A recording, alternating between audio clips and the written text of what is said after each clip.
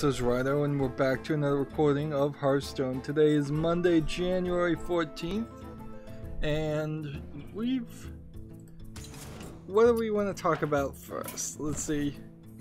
We're still in this position, I guess, where it's just kind of not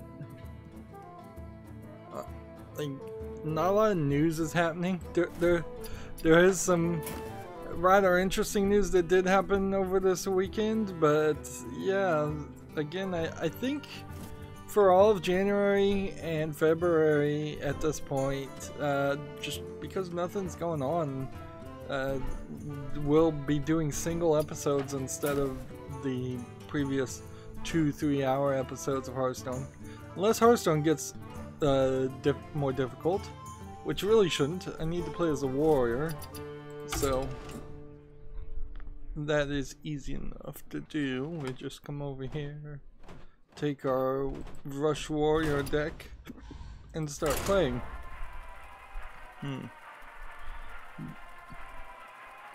Ironically, YouTube put out a video talking about profanity in your video and how it affects being monetized or not. I guess at this point it doesn't matter if my videos are monetized or not, since I can't monetize any of them. But then also, I imagine if you started every single one of your videos with a profanity-laden tirade, you probably would never be allowed in the YouTube Partner Program when they're doing whatever evaluation they actually do, if any. So what was weird is that they very specifically said in the beginning of your video, so it seems like there's some admittance there that perhaps the deep learning computer algorithm they have that's listening to everybody talk and running calculations on those words seems to only listen for a certain amount of time, or if the video gets flagged, people only seem to listen for a certain amount of time. But I imagine this is the automatic flagging uniquely. I imagine if somebody actually flags a video with profanity, you would also be asked to provide a timestamp. And then it seems like there's three tiers is what they introduced. So saying things like darn and similar things seem to not matter at all. They're trying to, for the most part, focus, I think, into the very similar level of what is acceptable on TV and primetime TV. So they don't care about that first one. And then there's some weirdness where, like, the third tier is if you saying anything that is what I imagine people who work at Google would consider hate speech against any class. They would consider that completely unacceptable, and they don't want that at all.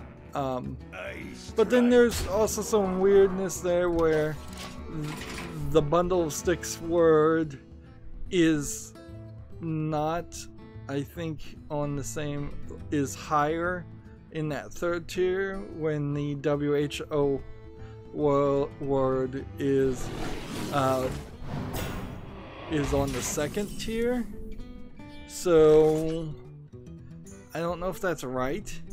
Like, I don't know if I really agree with that one, because both are insults designed to go against the sexuality of a person, and one is directed mostly to male people and one is mostly directed to female people.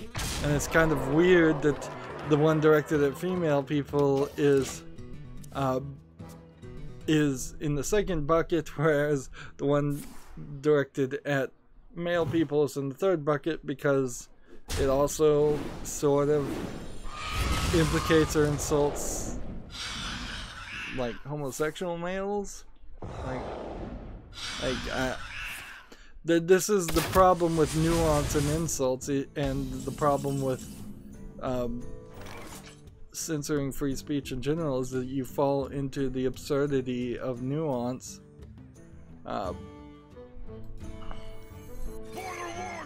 But I guess it's in this instance not so much censorship, although it probably is, because I'm fairly certain YouTube is still very much YouTube is still very much censoring things and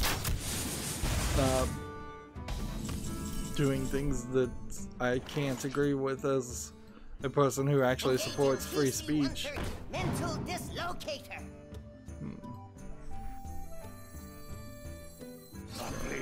Thirsty.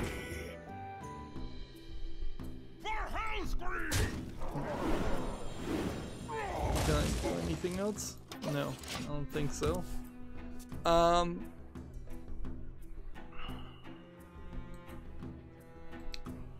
So yeah, that's some weirdness. I've been playing Minecraft Stoneblock 2. Unfortunately, at this point, I've done many hours of it. A lot of it I started doing off screen because it's just the same grinding work. And when I get into the next hour, I'm gonna really have to struggle to find something new to do. Otherwise, I'm seeing the beginning of the end here. The IMI system, apparently I didn't understand completely what there's this mod in Minecraft called Applied Energistics that adds this. Basically it's a computer storage system called the IMI system that can autocraft things. There's another mod called Just Enough Items that shows you basically every item on the side. Used to be called Not Enough Items. But the two mods don't really work together with autocrafting, and there's just like no way to get that to happen. So if I need to create something new, and I'm gonna have to do a lot of it, or a lot of sub processes to create components to make that other thing, you have to not click on the item on the right. You have to instead make a recipe of that item and put that in the right place in your IMI storage system so that it can be built. And how all of that works is not explained well in Stoneblock 2. In fact, nothing really is. And so, but yeah, you have to use the storage system to autocraft the items you need to then build that new item you've never built before. Very possibly just to make a recipe to move forward and down that to another item that needs to be crafted. And modded Minecraft in particular gets crazy about that, where it feels like in standard Minecraft, you use those items that you mine to build some stuff. Very rarely do you then take something you've built and crafted and put it back in the crafting bench and craft something else with several other crafting things.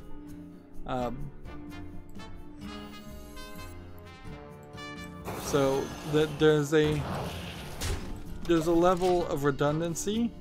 Because I'm playing Stoneblock, which is the newer version of Skyblock, there's just a lack of resources, and you're doing this ex nihilo stuff non-stop, and you're making chickens, and I'm trying to breed fluid cows, and I'm not even sure why I'm really trying to breed fluid cows, although I have enough lava cows right now that I could probably use that pretty efficiently. In fact, there's one specific thing I definitely need to see if I can start milking lava cows for lava. Come to think of it, there's all kinds of mods that I know are there, but I've been tied down for 3 to 5 hours just trying to get the ME system to work, just trying to make it so I don't have to deal with these things. There's a lot of stuff in Stone Block 2 that I don't think you're supposed to ever touch. There's several chickens that you can make that make resources that I don't feel like actually are designed in this case to have been made, because they're not in the quests. But if they're not designed to be made, I don't get it. Seems like the quest is designed to get me down to making chickens that can make a very specific item called Awakened Draconium. Meanwhile, a very generic item like string is what I'm running out of, because yeah, there's just nothing. There's nothing except for my very badly designed mob farm. So yeah, there's definitely some issues there. Maybe I could make that work better.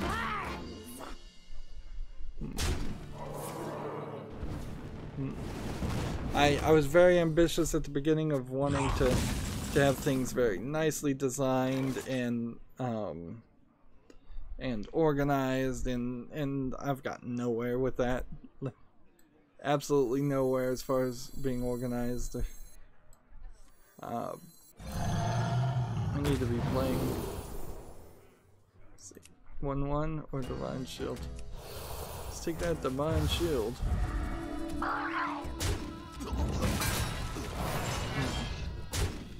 Job done. The way Stone Block 2 works is you dig all the way up, and that takes you to the mining dimension, and then you have to dig all the way up, which is really like hundreds and hundreds of blocks. So it's kind of ridiculous early on. There's so much stone and stone block compared to Skyblock, where it was just air. And it would be really easy, and I think if somebody was going to play Stone Block, I would recommend that you find somebody that has like a starting map, so that you have a very basic ME system up and going, and it explains, and it can kind of explain things to you. Maybe something with just a ton of signs explaining explaining how systems work, and just a ladder and a pillar to climb to the top, to the mining dimension to begin with. It's kind of a ridiculous journey to have to. You would have to either dig straight up and use ladders, which would be a nightmare, or you have to stair step your way up, which is much more realistic of a thing you would do.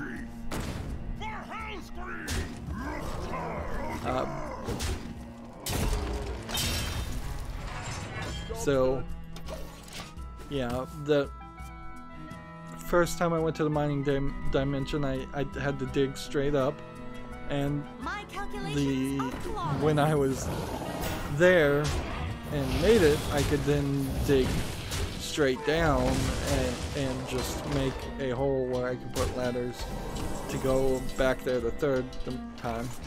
And then I haven't been to the end, so that's my next goal. Is I'm gonna just try to go to the end and see if that fixes some things. Power generation, I thought I was going to make a big reactor, but there's actually no fuel to make a big nuclear reactor, so I can't really do that.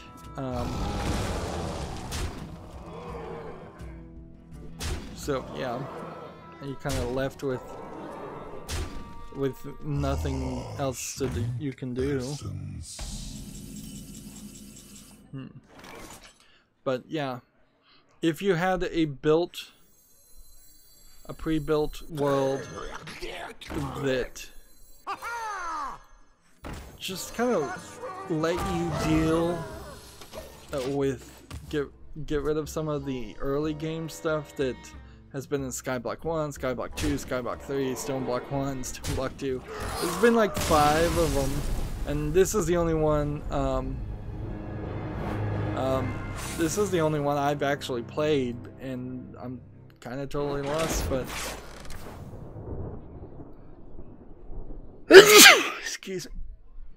Good news is I did manage to lock in a farming machine that seems like it will 100% just keep on doing what it needs to do, and it's filled all of the an entire ender chest full of seeds and wheat. So I have plenty of seeds to breed more chickens, which the chickens, once you've crossbred them high enough, are so good at producing the resources they produce. I'm not really sure you need more than one stack of 16 10 level chickens. So that puts you in a interesting position where at the bottom of my what I'm calling deep storage, at the bottom of the map, I have a as big as possible storage facility that I think I'm just going to have one chicken put into each of those items, put items into each of those things. And then I'm considering replacing the items with what now? Compression drawers. Compacting drawers is what they're called, yeah. Alright, let's play this. But yeah, I can definitely feel that the end is near, and this is really just going to be more of a rage quit thing. I'm not going to see to the end of it. And that's how I've seen most YouTubers get to it too, is that like most YouTubers that play Minecraft, they just play until they get bored and then they move on to the next thing. Is that because the mods themselves just have very bad middle games and end games? Probably, but it could also be that Minecraft itself just kind of has a very bad middle and end game. Good tickets don't come cheap. But yeah, I definitely feel like I'm burning myself out, and I'm making a decent amount of footage that will, I don't know what time slot it might be. It might be in my like AAA time slot. I'm not sure that I'm going to maintain the concept of playing one AAA game. It's still a general idea, but if I want to play Minecraft and that takes up a ton of my time, then that's what will fill up the time slot. Like, I definitely feel like Captive Minecraft, for ignoring a lot of its flaws, Captive Minecraft did seem to do a better job of signposting and guiding people towards what needs to be done. And the code, for example, code 1, code 2, was a straight up puzzle map, and both of those were unmodded Minecraft maps that I think thought their process through a lot better than what what you end up having with some of these Feed the Beast style, Feed the Beast mods, where it's just, we're gonna throw in a ton of mods, and I would like to see a better configuration of some of those mods too, where you get rid of it. There's nearly 500 pages of items in the inventory on the right that you can craft, and I went through all of them, and I'm like, a lot of this is just repetitive. A lot of this is for doing things that I don't think you really need to do. There's also a quest system built in this stone block, but there's also advancements built in to it, and I'm not sure if you can do all the advancements. I'm fairly certain that there's at least a couple you can't, because of the way they've changed the build and the world. Like, there's one that says go into the end, and that's not possible in stone block, so yeah.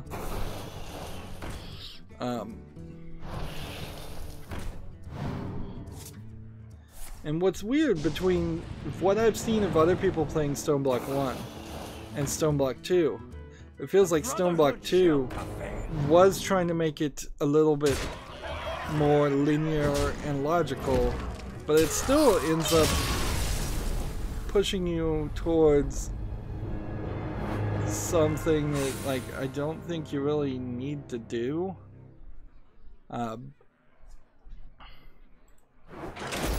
Yeah.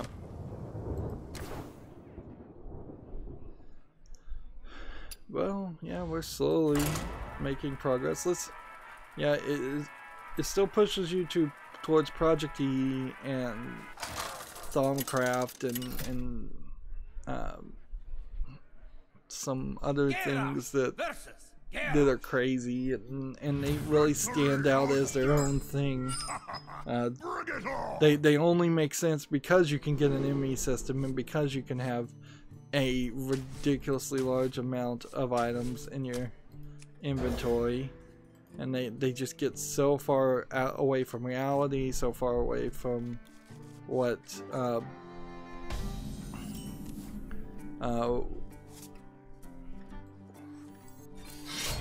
what you would expect from standard Minecraft. Let's start covering the news though. Guess we can start with the big one.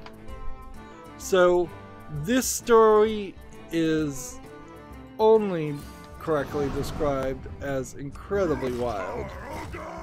This is the continuation. A few months ago, there was this story that came out where Randy Pitchford, the CEO of Gearbox, said, oh, this guy stole like $300,000, I believe is what they're claiming, from him, and then used like the corporate credit card for his wife's restaurant.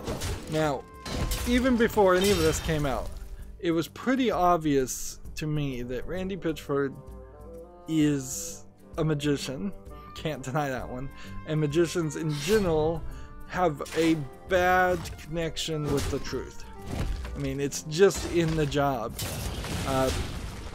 So he was doing a lot of things even before this, where he was like using Gearbox to promote his wife's restaurant, having them record a podcast of his wife's restaurant. What is it? It's not just a restaurant, it's like a restaurant slash board game store or something like that, a coffee shop. But yeah, there's a lot of non-disclosure going on. It seems like Gearbox is privately owned, which will come into play later. But even if you go back years, there's been accusations of Randy Pitchford like taking money to make Aliens Colonial Marines, and then using that to actually fund development of Borderlands, and just kind of embezzling things. So, like, the thing here is you could very easily see Randy Pitchford as not somebody you really want to trust. But he came out a few months ago and said somebody had stolen $300,000 from him, but none of it came from Gearbox. It now turns out, and this is a thing that I did not catch, is that was the main lawyer, it seems, of Gearbox. So here you have a magician who turned CEO of a video game company on one side, and then you have a main lawyer who I assume is an actual lawyer and knows the law, which will play into some of this, certainly. And this story is gonna get wild if you haven't heard it. So he was suing, Randy Pitchford was suing this guy who used to be the main lawyer for Gearbox, for the $300,000 and more, and it seems like he was kind of in the right. Now, again, Randy Pitchford is a magician, and one thing magicians know how to do is they know how to lay down the groundwork way before something happens, and thus change how you feel about something. So if a simple example is they know how to put the ace of spades right in the deck where they need it, so that they can then shuffle the deck 5 times, have somebody in the audience shuffle it, and still end up with the ace of spades at the end. So they know how to get the outcome and make it look like it's natural, and that, because there's a lot of things that I've seen just following him on Twitter, a lot of things I've heard, that it feels like if you want to say he's the bad guy, if you want to think he's the bad guy, which he might be the bad guy here, Randy Pitchford might be, and not the one being accused, he might be just getting ahead of some of the accusations and of a very slanderous nature that has come out now in the countersuit. So Randy Pitchford was suing the lawyer.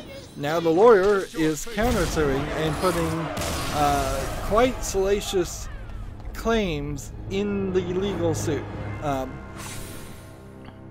The one that most people are talking about, and Ars Technica's article is pretty detailed on this, and even I've got some information that I've seen on Twitter that I think also might add to this.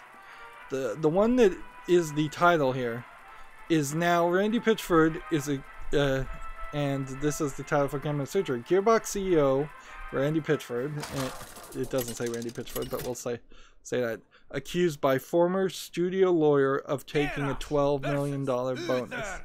I will fight with honor. Let's see.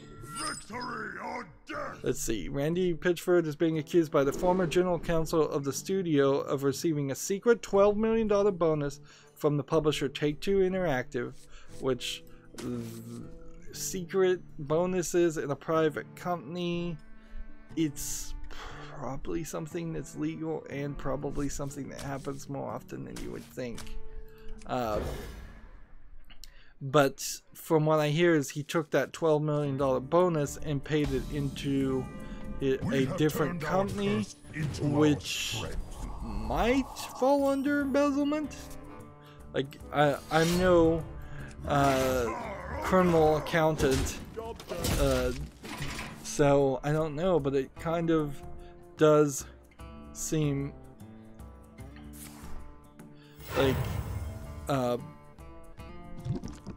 like something that's wrong. And see, that seems like that might be in part what went wrong between these relationships. Like, you're not a lawyer for Gearbox without being at least on friendly terms, I would think, with the CEO. Although I wouldn't be surprised if most people at Gearbox have eventually come to realize they kind of hate Randy Pitchford and wish he was gone. I kind of hate him. I think Gearbox would be much better without him in the position. And see, I saw some people saying he was the creator of Borderlands, and I'm like, no, he wasn't. Like, no CEO of a game company is the creator of any game. Nobody is the creator of a game these days. Like, not until you get back to things like Donkey Kong, where literally, I think one person programmed Donkey Kong. Or, I know golf. Like Shigeru Miyamoto, I think, programs golf, so, but I'm not sure that was literally by himself either. But I don't really think Randy Pitchford has been a video game programmer much in his life at all. He may have done some work on Duke Nukem or something like that, but I think it's a vast misstatement to say he was the creator of Borderlands, particularly when you know that Borderlands is a Take-Two IP, so clearly Take-Two had a generic idea involved in that to begin with. So the guy who's countersuing, the lawyer, is called Wade Callender, C-A-L-L-E-N-D-E-R. Let's see.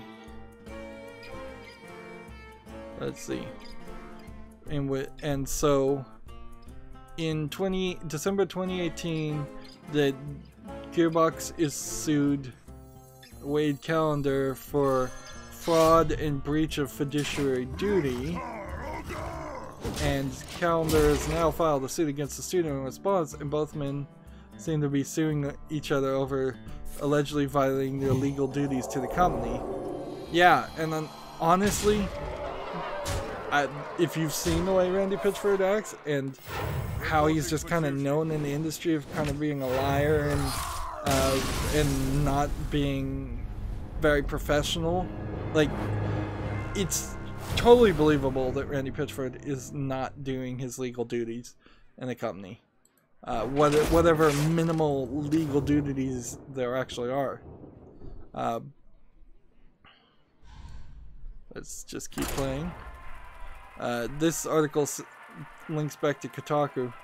As reported by Kotaku, Pitchford allegedly received $12 million in secret as an advance against Borderlands profits, which Gearbox has claimed is absurd.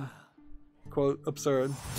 According to the lawsuit filed by Gearbox, the studio alleges that Callender, who worked at the company from 2010 to 2018, 8 years, borrowed money for a home loan and tuition, neither of which were paid back in full.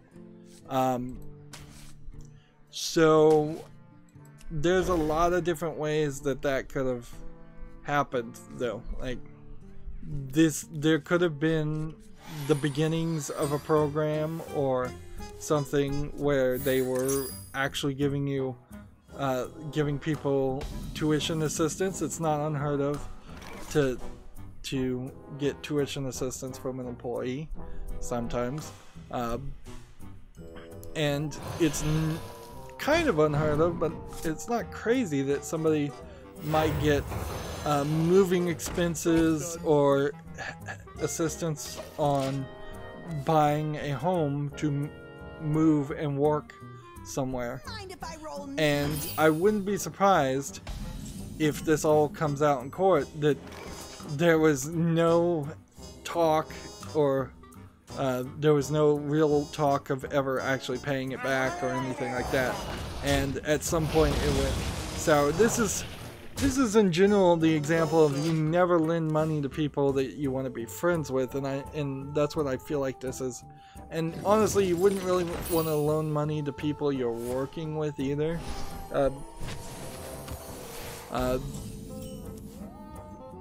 There's just like a lot of danger in that. The studio also claims Callender destroyed evidence of the home loan agreement.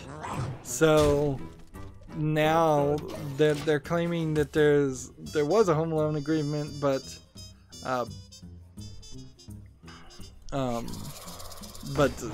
he destroyed all the evidence, being the lawyer.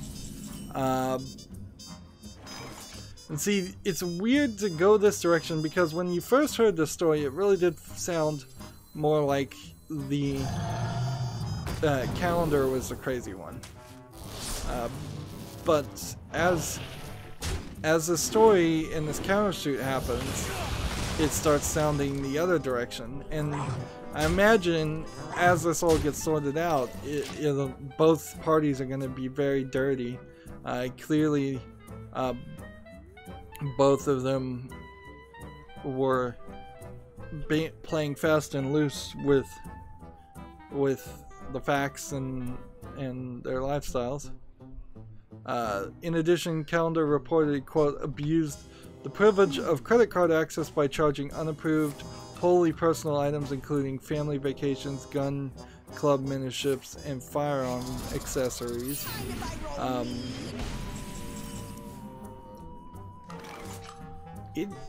It's still a terrible statement, honestly, even if everything that's being said is 100% true. Again, it's Calendar. It's a real terrible statement that they could get away with that. Even the main lawyer of Gearbox could just get away with doing things, and there's no accountants looking at anything for 8 years. That is crazy. And using a credit card to buy things, maybe he was paying it back. That's still not the way you should do things, but or maybe all of this stuff is straight up a lie. You just don't know. And I'd like to see where this case goes, but it's almost certainly going to end in a settlement. And then there's also this point, I think, where Calendar might have had some blackmail material on Randy Pitchford. And this stuff that is going on here might be that Randy Pitchford is just was being blackmailed for nearly 8 years, and thus he was letting him use the credit card and letting him give get tuition assistance. So it could honestly be either way. It could be that it broke down to Randy Pitchford was being blackmailed and being allowed to do all this stuff, or Randy Pitchford was buddies with the lawyer. I'm not sure how this really goes, but regardless, it just keeps making the company you're keeping makes Randy Pitchford look bad. The article continues. In December 2018, Calendar sued Gearbox and Randy Pitchford, accusing Pitchford of violating various contracts involving both Gearbox and a separate real estate company they both owned. So yeah, they were buddies, and this business is just this business failed, I imagine, and that's what set this all off, as financial difficulties, as well as Calendar's own employment contract. Lawsuit against Gearbox alleges Pitchford struck a deal in 2016 to receive a personal secretive executive bonus of $12 million to be paid directly to Pitchford and Pitchford entity called the, quote, Pitchford Entertainment Media Magic LLC. Randy Pitchford runs a slew of magic things instead of just doing his main job of being a CEO of a video game company, which, yeah, that will also play a bit of a role here.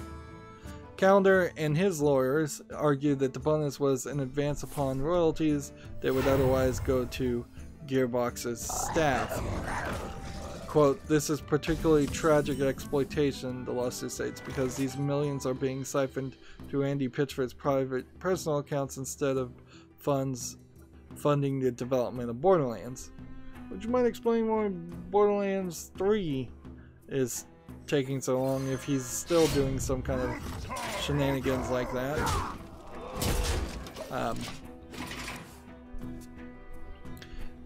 The next paragraph starts quotes. If you're gonna quote somebody at the beginning of a paragraph, you need to say who's talking at the beginning.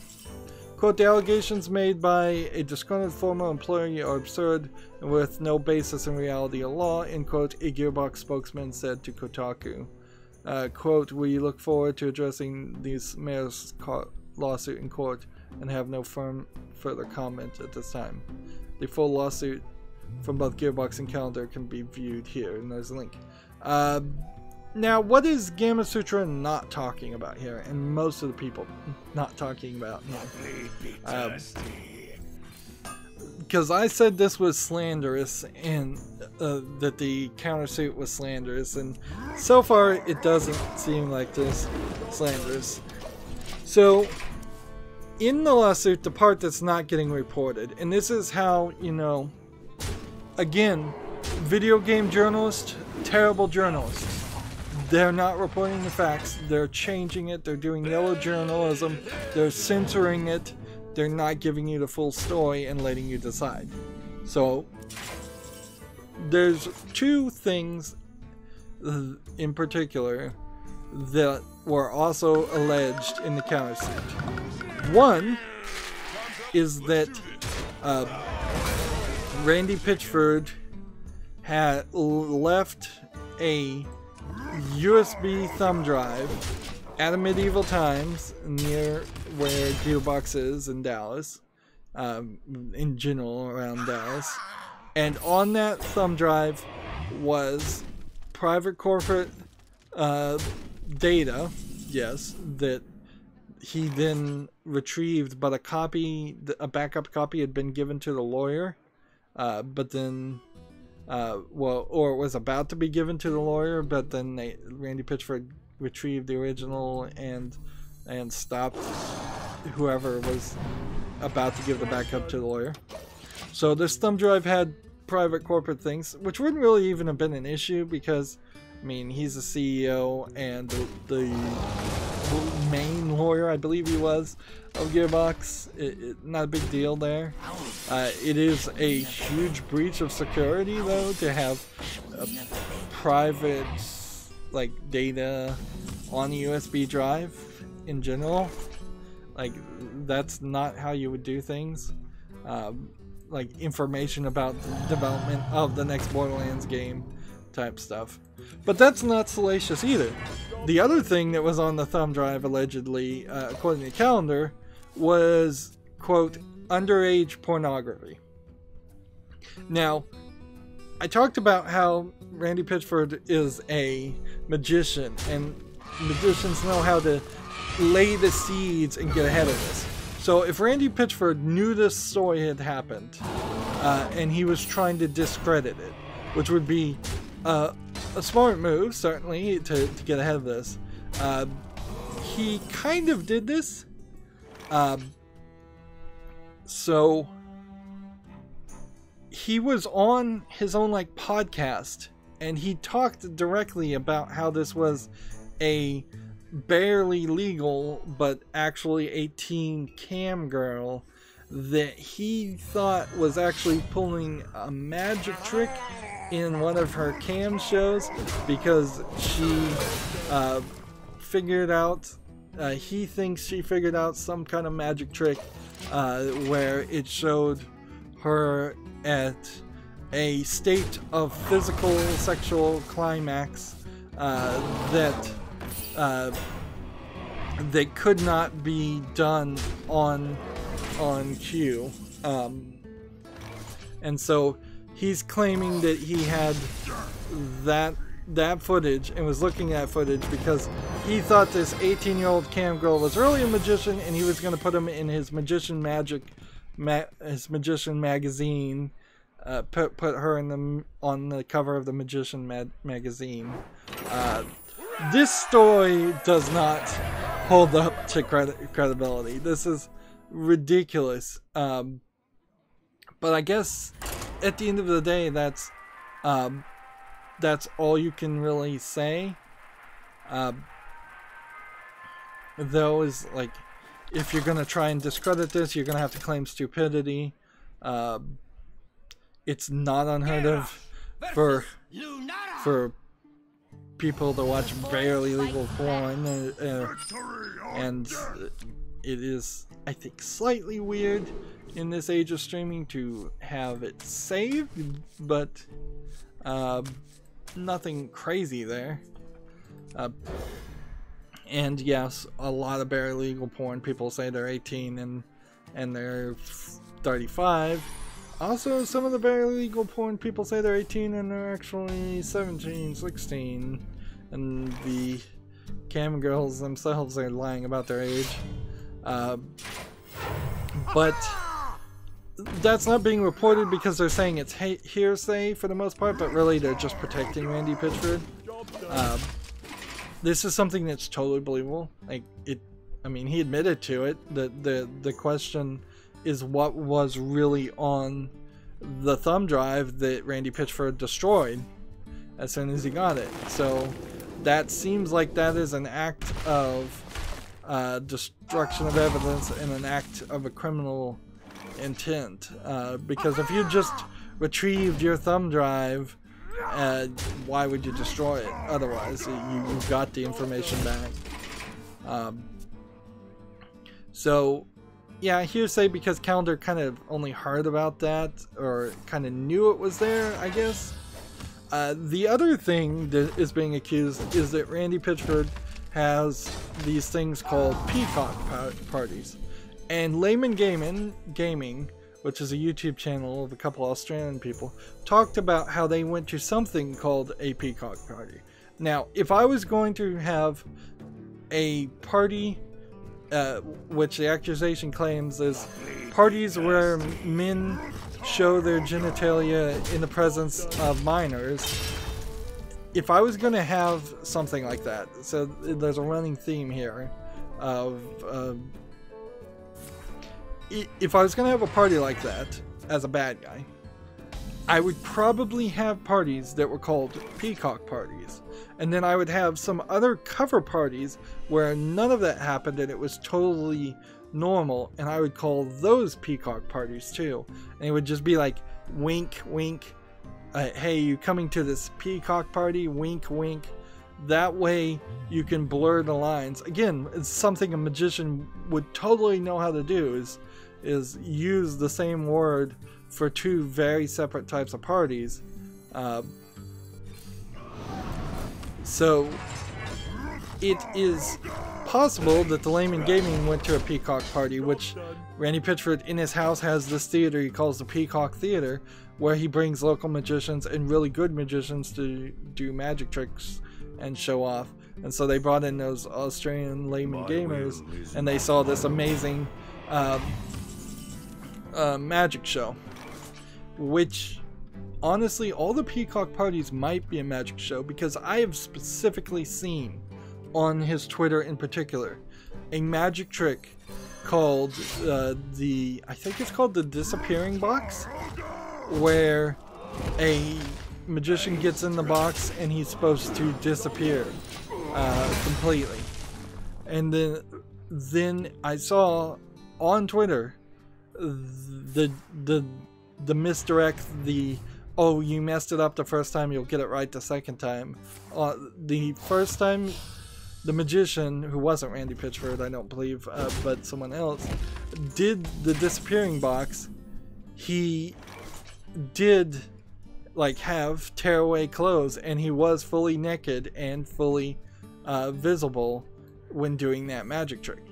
So it is possible that Calendar is talking about the peacock parties that are doing magic tricks, and there is a dirty magic trick in there, and he is just phrasing it like it's an eyes wide shut style party where men are just wandering around with all their genitals flopping out like crazy.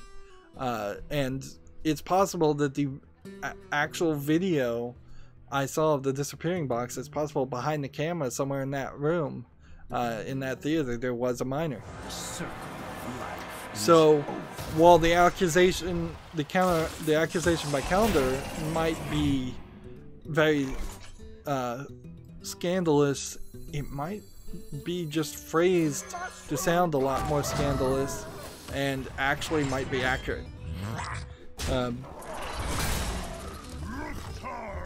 So you kind of have this theme of Randy Pitchford at the very least being very careless about nudity in general.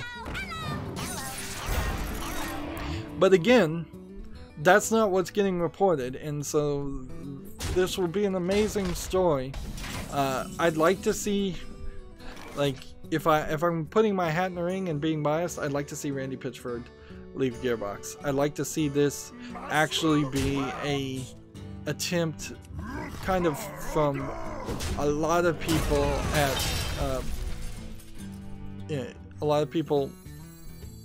Gearbox to push him out of the company he created, in a hopes that, you know, Borderlands 3 can be made. And like, Gearbox as a company has not been run very well, because they don't have any IP they own, and so something this scandalous might cause 2K to say, hey, Borderlands 3 is not even going to be made by Gearbox anymore. We're going to give it to a different company.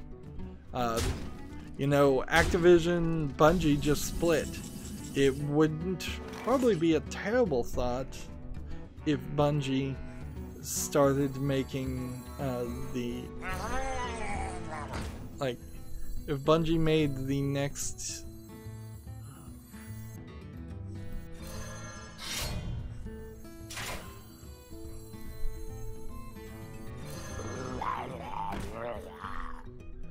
let's see. Yeah, if Bungie made the next Borderlands, that wouldn't be terrible. There we go.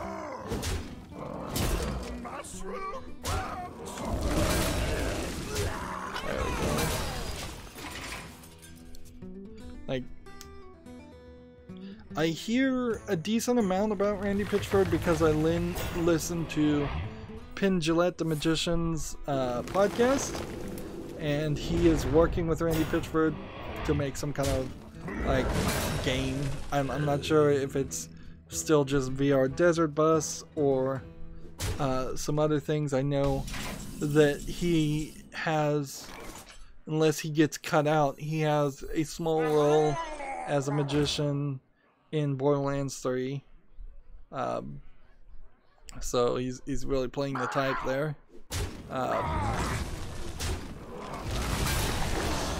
Penn Jillette as a magician, though, he's not really much of a magician. He's a juggler. He doesn't know like any real magic tricks.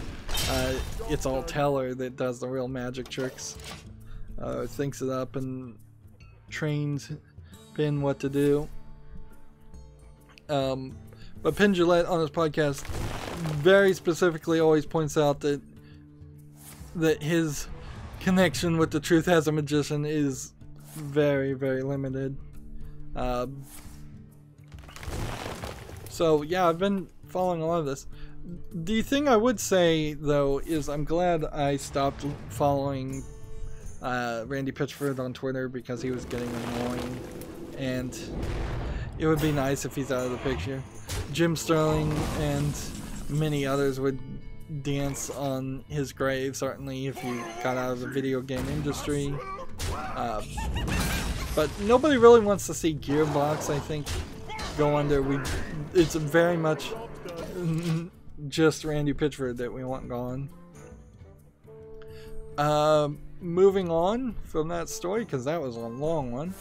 The next one is, I think, kind of an open and shut case, in my opinion. I don't think this court case is going to go very far. but TechRaptor has an article. The creators of the Choose Your Own Adventure books suing Netflix over Black Mirror Bandersnatch. Now, the idea that a Choose Your Own Adventure book, as the concept of choosing your own adventure, is copyrighted is ridiculous, because if that's the case, they have failed to completely defend that, particularly on Steam, where there's all kinds of, like, visual novels are basically choose your own adventure books. Text-based only games are definitely choose your own adventure books. There's been a lot of interactive entertainment that has come out over the decades that are not licensed, I'm fairly certain, under the choose your own adventure idea, unless the claim here is that somewhere in Black Mirror they actually use the phrase choose your own adventure, that maybe the books have a trademark on, but even then that trademark is been generalized to craziness. Like, I could see them, when it choose your own adventure books, like maybe suing other books if it had choose your own adventure on the title or on the front page or the cover of a of their book. But once you get from the industry of books into anything else, that there was nothing there. Let's read this article. ChooseCo LLC, publishers of the Choose Your Own Adventure type of books, are suing Netflix over Bandersnatch because, according to the court documents, quote, trademark infringement, unfair, competitive, false designation of origin, and dilution arising under the Trademark Act of 1946, ... and unfair competition. Yeah. I don't think this one is gonna go anywhere. This is not a case that should see court, should be thrown out immediately. Says the document itself is dense and goes over a multitude of facts that mount up to what ChooseCo believes is trademark infringement. Among other things, the reason for the lawsuit seems to be pertaining to the similarities of True Media. The court document says Bandersnatch viewers make choices to determine the plot and the ending of the film. Another part of the document talks about the mature subject matter of Bandersnatch, which has themes that are too mature for the target audiences of Costco's brand, and this grim content tarnishes the Choose Your Own Adventure trademark. Yeah, they're looking for money, clearly. Like, here's a quote here. In the first few minutes of the movie, the protagonist refers to a fictional book in the diagenesis of a Choose Your Own Adventure book. Netflix has no license or authorization to use ChooseCo's trademark, and upon infringed information and belief used the mark willfully and intentionally to capitalize on viewers' nostalgia for the original book series. So they're saying that the book was a Choose Your Own Adventure book. I don't think that's gonna fly. Let's see. It says, two other important facts were made in the document, or points 19 and 20. The first states that in 2016, Netflix tried and failed to negotiate a license for Choose Your Own Adventure. Later, Costco also wrote a cease and desist, asking Netflix to stop using the Choose Your Own Adventure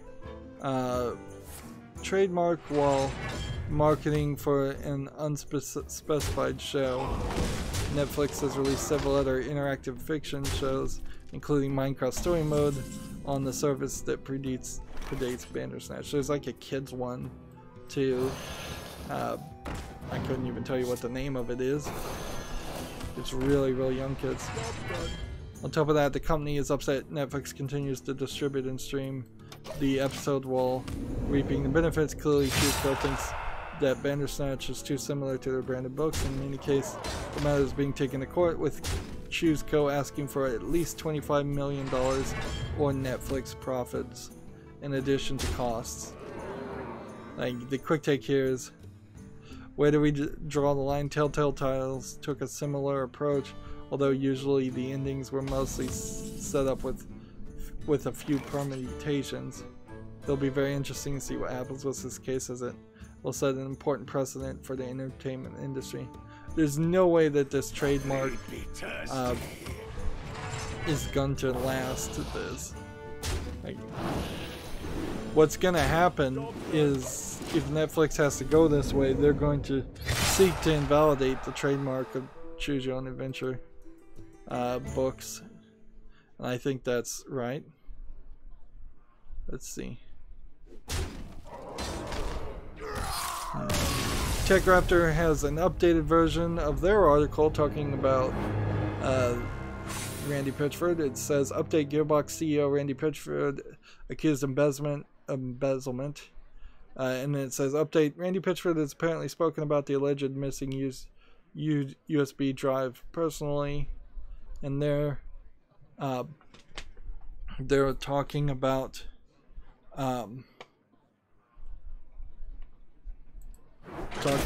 the Ars Technica article and him on, oh, it wasn't his podcast, it was on the Piff podcast, which is Piff the Magic Dragon, which is a friend of, let's see, what are we gonna do now? Yeah, we can skip over to the Asian account now, or the European account. Yeah, the Piff podcast, Piff the Magic Dragon, it was on Penn and Teller's Fool and like, he was really popular. I think he was on America's Got Talent also. Busy night, but so yeah, magicians all know each other. They don't all like each other, but a lot of them too. Battlecry Duck and Divine Shield minions over here. I've noticed that I've started to, because I'm starting a little bit earlier, I'm not getting that 3rd days of daily quests, but I'm cool with that. I mean, seems like I just need to play Warlock. Let's see.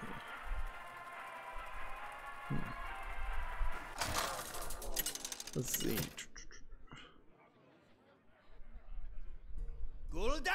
The TechRaptor article goes into much better detail, and this is why, like, even though I have some slight problems with TechRaptor's articles sometimes, and them kind of just hyping games up too, they're way better than Gamma Sutra, and way better than the ones I don't listen or read at all, like PC Gamer or Eurogamer or any of that.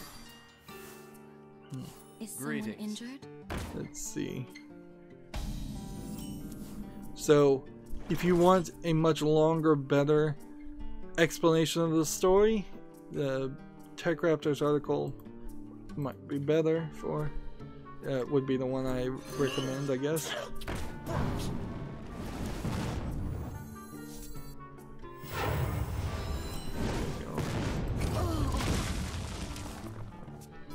Hey, let's talk about some actual video games. We've got a game on Steam called Invasion Zero, and it looks like a first-person shooter asset flip game that also zoomed in so much with the camera kind of pointing downward to hide the fact that just it is an awful mess of a game. Free to play. Yeah. Well, the price is right, but Invasion Zero is not.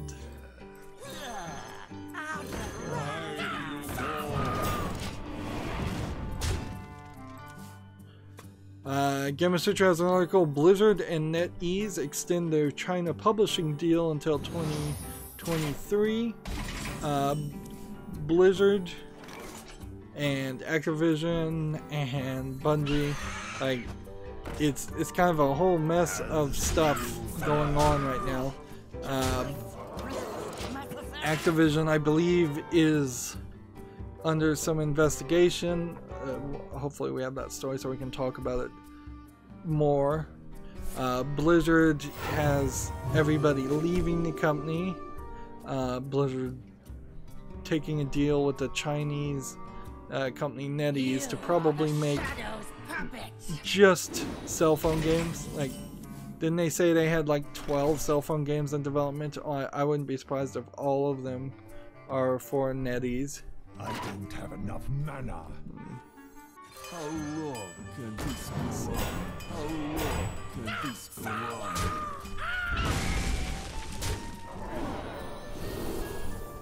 It's stealth until the next turn, I guess. There we go. Yeah. There hasn't been any news story that any new games have been approved in China, so this is just pure speculation on my part, but maybe they're only going to approve games once a month, or we're only going to get like news from that. So like maybe there's something there that would Mushroom power. You have been.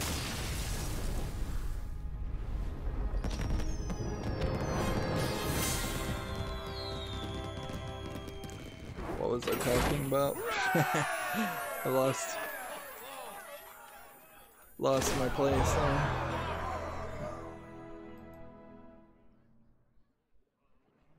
Yeah. If another month rolls around and there's no Tencent games and no NetEase games approved, like that makes it look a lot worse than even it does now, where potentially those two companies that were big deals have now been ruined by the new censorship board of China, and they'll struggle and I guess stay alive for a while, but that's not good news, certainly. And I don't know if it's really good news if Tencent or NetEase try to spread out outside of China. What they would have to do at that point is they would have to decide to reimagine themselves as a international company that is not focused on having any kind of like Japanese identity, Chinese identity, because they'd have to be like, okay, we're gonna make games for the world and we're not even gonna try to be in our own home market because we've got to make money. And then you get into the weird situation where it's just like Hollywood is now, where Hollywood doesn't want to make movies for people in the West. Hollywood only wants to make movies for people in China and overseas. So that's probably not a good way to go. Your magic shall not save you. Alright. Well, part of the reason why I've been distracted in that story is this game on Steam called, it's called Steam VR Driver for FOV. The driver has support for the FOV Zero headset mounted display to Steam VR. And what this apparently does, FOV would be a field of view something. It seems like it is eyeball tracking, but I've never heard of this headset. It's an interesting looking video though, if we can get back to this video. The game seems to show little circles as a demonstration here of where you're looking, and seems like the games can react to what you're actually looking at. So here's a more realistic example. So there's been a few of these. A lot of times these are designed around the idea of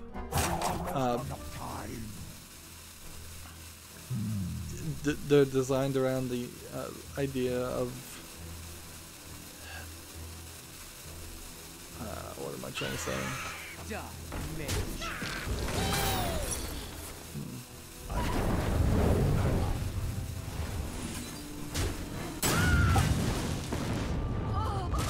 we go. Like, ran out of time. Let the pain speak to me. Like disability services, it makes a lot more sense. Like if you have no access to your hands whatsoever. So you're seeing some examples here of some of that. But actual video games where you have to do your eye tracking, this technology has never worked well. Even in the disability services, it really doesn't work great. There's a lot of tweaking. It's better than nothing if you're actually paralyzed, but it's a lot easier just to move a cursor with your hands and have that direct, precise control. It'd be pretty easy to forget just how many decades of precision control has been added to and integrated into modern controllers. This is free, and it's not really a game. I guess it's just an application. Almost out of time. Let's see. Wind Fury.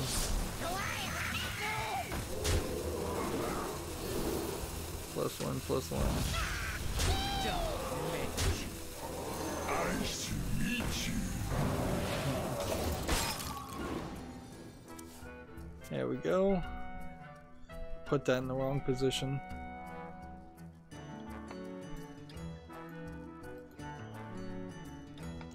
Gematsu has an article, Super Robot Wars T second trailer from Bandai Namco.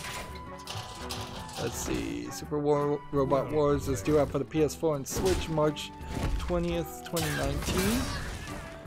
It seems like there might be some rumors that the Switch online service might start releasing some Super NES games. That I suppose would be good. It's probably a good idea to keep things varied. I don't know how many games they actually can license and get on the Nintendo Switch Online store or want to do. Gematsu has another article. Our World is ended for the PS4, Switch, and PC. Has a debut trailer. This is a Your soul shall be mine. Apparently this is Judgment 7 Our World is Ended in Japan. I think it's like, okay, it's a visual novel where a bunch of people developed like a online world, and there's I think some other stuff to it. I'm gonna watch the trailer just to see if I can get anything more from it. So, wide variety of shapes and sizes of the characters.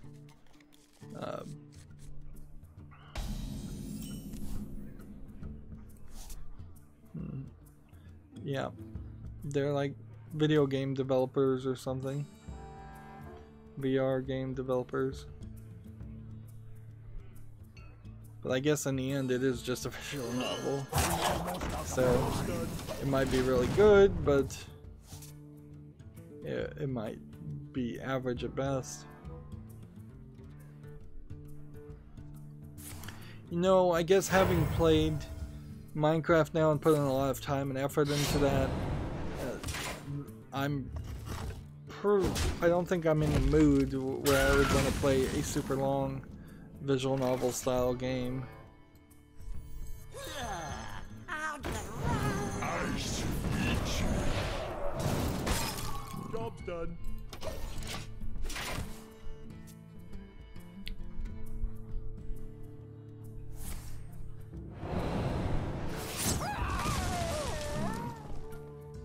Yeah, I'm looking at the trailer and it's being really artsy, so it's kind of impossible to tell where the story is really even would go.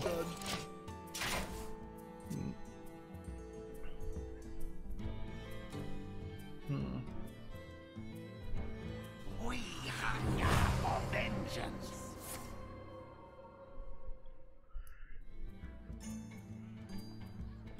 I feel like if there's a game called Judgment 7,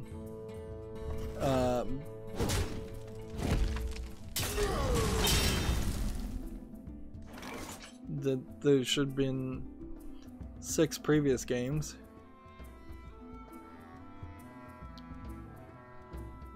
Let's see, apparently the new version has 30% more volume throughout the entire story compared to the original release, which had about 2 million Japanese characters with text, which is, sounds like quite a lot, honestly. And let's go ahead and do that. And do that. Job's done.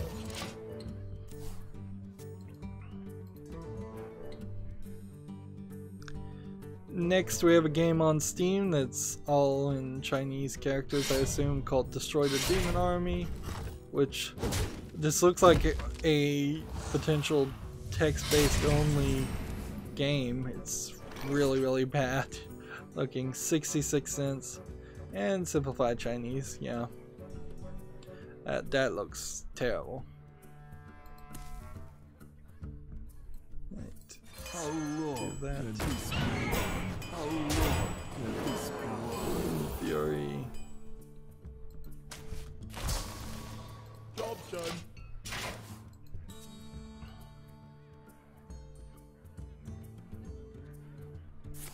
Next, we have a game on Steam called Bright Memory. It's overwhelmingly positive, so it must have been in early access for a long time. Bright Memory Episode 1, early access game, $6.99. English and simplified Chinese. This feels like, for having over 2,000 reviews, I wonder. feels like this could not be just fake reviews, and this actually looks too good. So I guess we'll put this on the follow list. It's single player, which is weird too. This feels like it would have been a free-to-play MMO, but yeah, this looks good. So it deserves to be on the follow list. It looks like one of the good Chinese games that come out on occasion. Unleash me.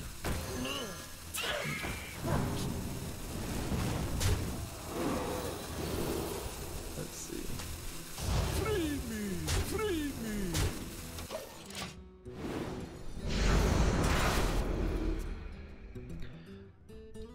Next, we have a game on Steam called Mola Mola, M-O-L-A, M-O-L-A. At least, all this is an anime girl, like, tile puzzle. It's tagged with nudity and sexual content. But at least in this case, it is not just using an extremely low effort name, like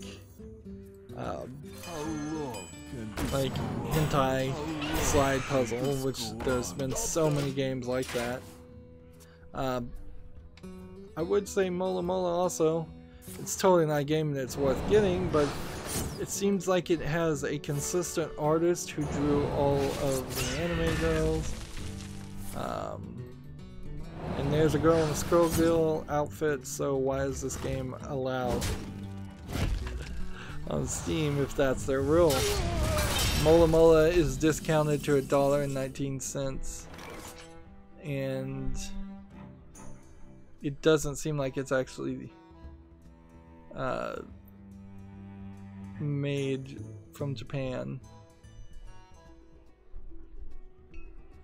You know, the weird... So many possibilities. There's an argument to be made here that perhaps games from Japanese developers are handed to one person, and games developed by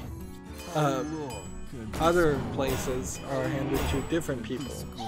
So there might be a Steam, like, European game release curator who looks at all the games submitted from European companies, who is more lenient than, say, the Steam United States game release curator, or who's way more lenient than the Steam Japanese games curator.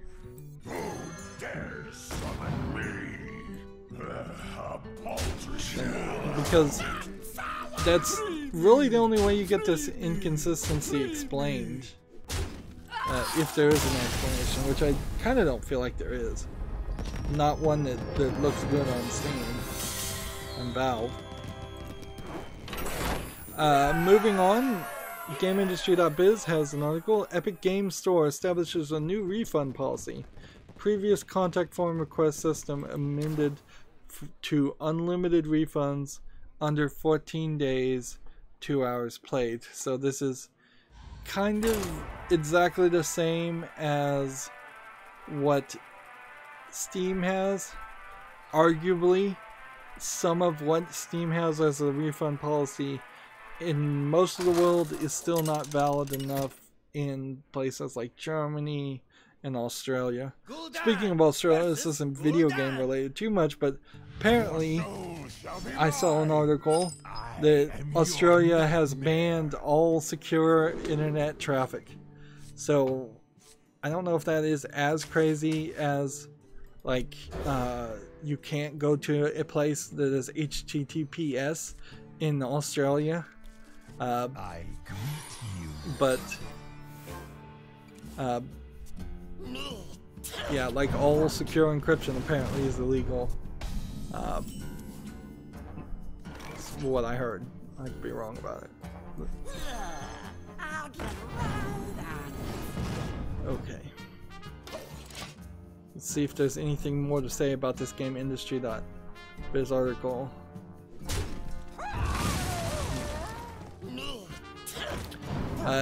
It says this is identical to Steam's policy, which the company enacted in 2015. However, Epic still doesn't have a self-service solution. Previously, to receive a refund from Epic Games Store, user had to submit a request through the contact form and proceed through a number of verification steps, such as providing an IP address, the last 4 digits on the card made by the purchase, date of the account was created, and other information. Epic stated that process was for player security.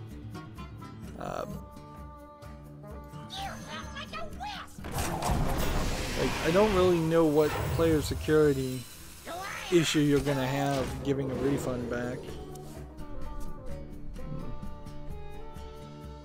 But whatever. Let's see, GameIndustry.biz has the same article about Randy Pitchford. Let's see. Stop copying me! And GameIndustry.biz does mention the potential underage pornography.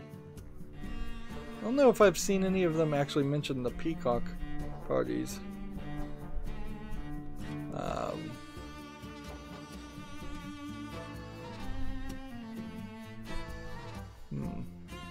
Yes, GameIndustry.biz does mention the peacock parties. You know, the most damning bit of information here is, why would Randy Pitchford name his home theater, his personal stage theater in which you do magic, the Peacock Theater? Like, even in the name, it's silly and childish. In the light's name.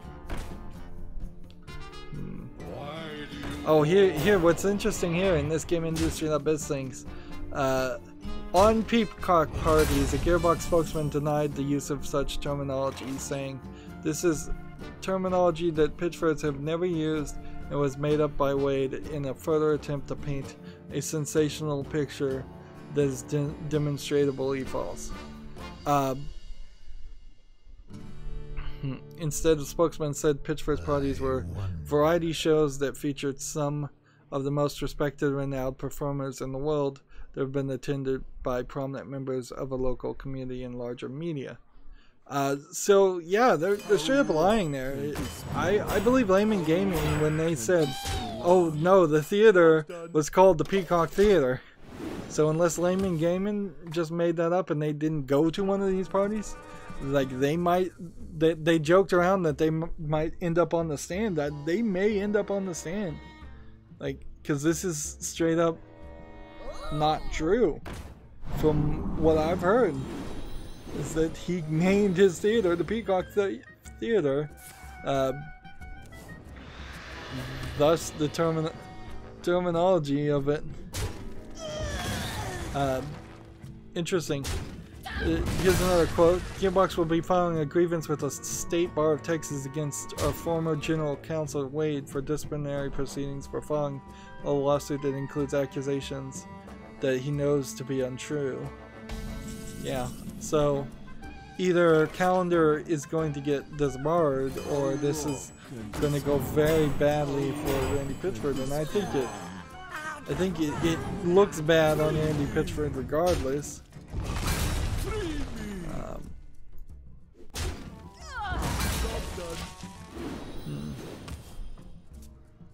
Yeah, I would say the GameIndustry.biz article is even better than the TechRaptor article on covering this. What a wild story, though. Never did I think that would be the story of the week. And it really is just it's a mess of its own making, clearly. Like, in running Gearbox, you don't give anybody a corporate credit card and not have accountants, not have multiple people have to sign off on purchases. It's really, really easy to say multiple people have to sign checks or sign off on purchases. To not do that, to just give free reign is ridiculous. That minion already attacked. Just gonna end the turn. Next we have a game on Steam called Chromatic Aberration. Looks like it's a Doom clone with some just kind of ugly 3D animation styles.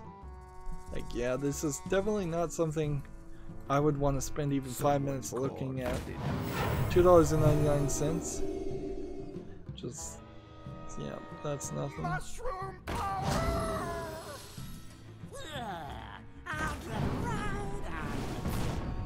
Gamer Sutra has an article. Settlement reached in the long-running 38 Studios lawsuits. Let's see. What am I going to... Need something. There would.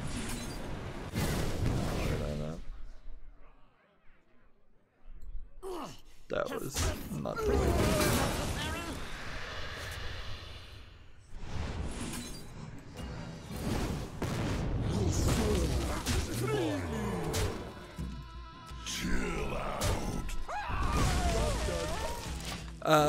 The story goes, the Security and Exchange Commission and Wells Fargo Securities said in a joint court filing yesterday that they have agreed to settle a lawsuit over 38 Studio.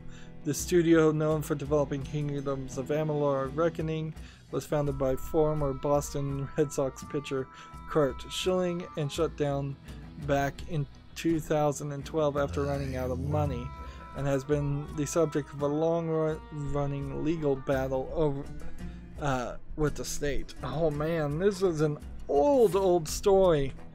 I remember this. Like, so this happened in 2012. That would have been before I even started my YouTube channel. I believe there's a couple of stories in which either provinces of Canada or the entire federal equivalent of Canada gave money to game developers, and then that money didn't pay itself back.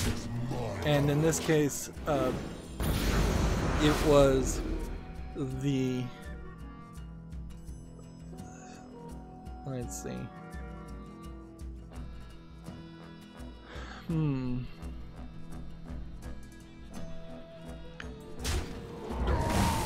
like the state of Boston. Yeah, Boston's not a state, but or maybe the city of Boston, or maybe I'm getting confused. In the light's name. So in the United States, there's been a couple of stories too where states or cities have given money to game developers. It's never been a good idea. It's kind of like the new way in which cities waste a ton of money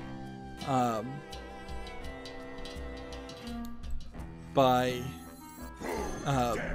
building football studios and arenas and things like that. Oh man, I could have won. Could have won.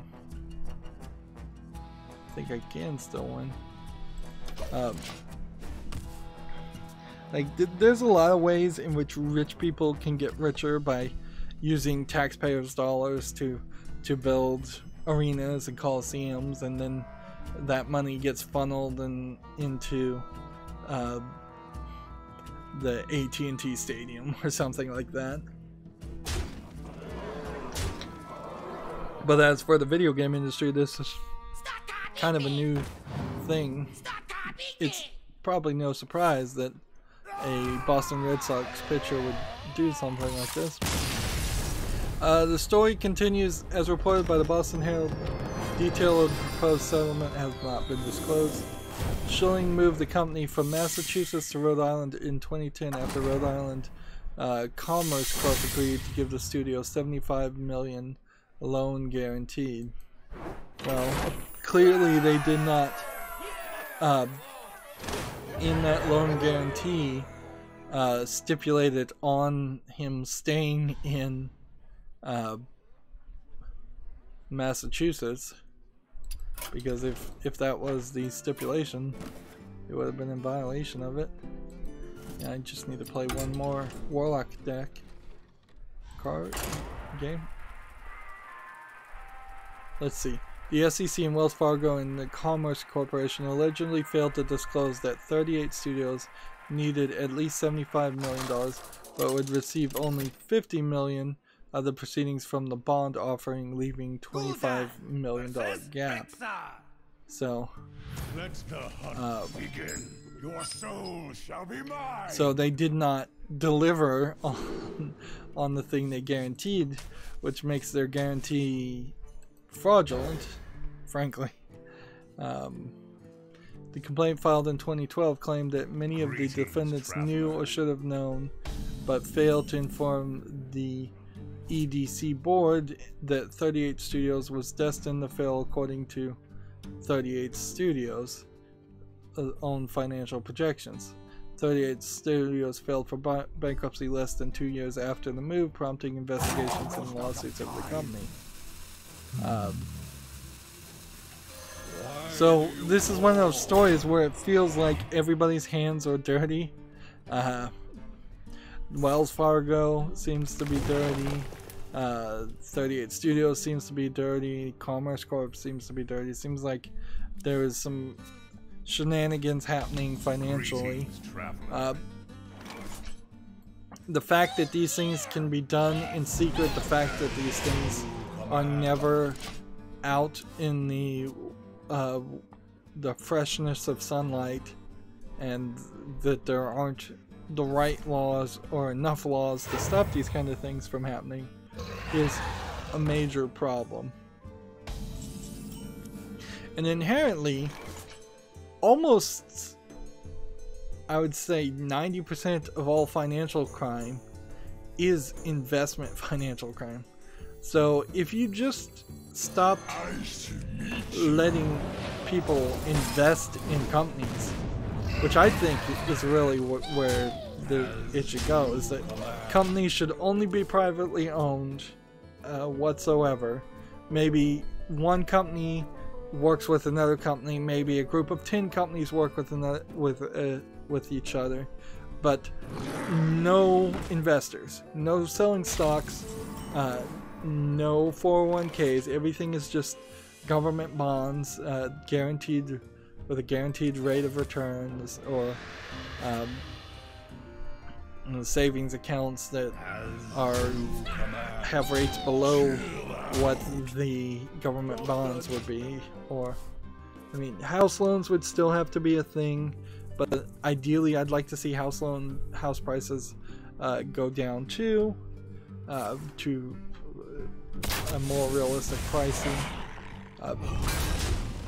But the fact that people can own parts of a corporation, and in this case video game companies, and not care if that company like satisfies its customer, delivers a good quality product, or does anything good for society at all, they just want money, money, money, is what gets you things like EA. It's what gets you the medicine companies in the United States, the healthcare providers in the US. Like, everybody there is just going for money, money, money, when clearly if everything had to be privately owned, a privately run hospital would not charge as much as they often charge. The equipment that privately ran hospital needed to buy would not be as expensive. The pills that they need to stock up on would be nowhere as expensive. I truly believe that's the case. We need to get rid of the idea of the stock market in general. That whole thing is just a layer of confusion. And this is kind of like saying, I don't understand stocks, thus it should be illegal, which is not really the case. I think I understand stocks pretty well, and that's the thing. Why I think they should be illegal. I think it should just not be allowed. It opens the world up to too many scams, too much confusion. Most people who have retirements, 401ks, don't really know what's in it. They don't follow what the companies are doing or anything like that. It allows for whoever's running your 401k, whoever works at Fidelity, to make amazingly crucial decisions just on random desires or whims or greed itself. But that's a bit of a rant. Let's move on. Gamatsu has an article. Devotion launches February 13th for PC, which is Devotion is a first-person horror game announced July 2018 from the developer of the game Detention, Red Candle Games. So that sounds interesting. I still need some more Battlecry cards.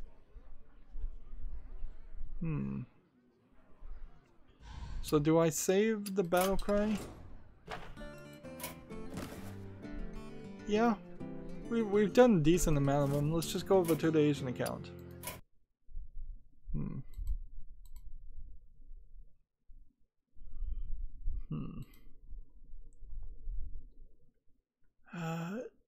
It's really not showing too much about Devotion. It's just one screenshot.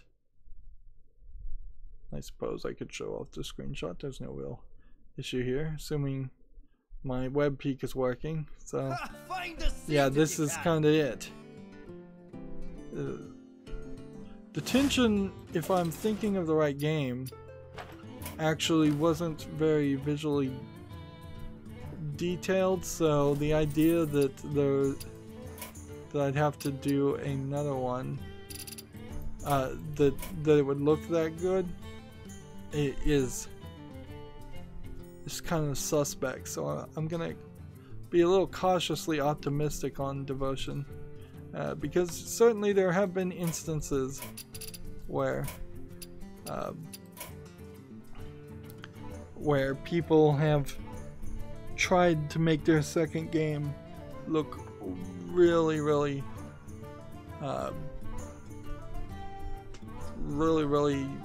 good compared to the first game, and then it fails. So we have a challenge a friend quest, and so we need this person to accept the freaking challenge so we can play. I don't even know what the other challenges are, and I can't look at them now. So while we're waiting for this to happen, we have a game over on Steam called Find Life Episode 1, which looks like it's a VR game where you're just wandering around a room.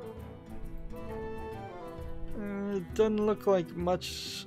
It's like a better version than your average VR demo or experiment of a game. It's 30% off for 69 cents. Does it really not have VR support? No, it doesn't. It says this game is very small and simple in the description. So yeah, discounted to 69 cents. Just freaking accept it. I swear this is a thing that Asian people do, or people on the Asian account do, is that they are so timid of offending someone that they will not accept or reject a challenge. Maybe I'm getting just a ton of lag, and that's the reason also. That might be the case, but I haven't really seen any real examples of that. So we're just stuck here waiting for this to happen.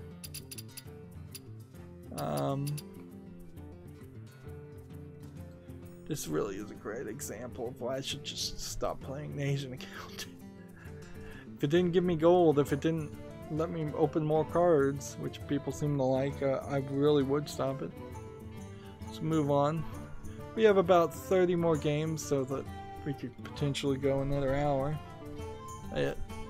We have a game on Steam called The Geckos, which this kind of looks like it's nicely animated for what it's going for, but I have no idea what this game actually is. It's $1.94, English only.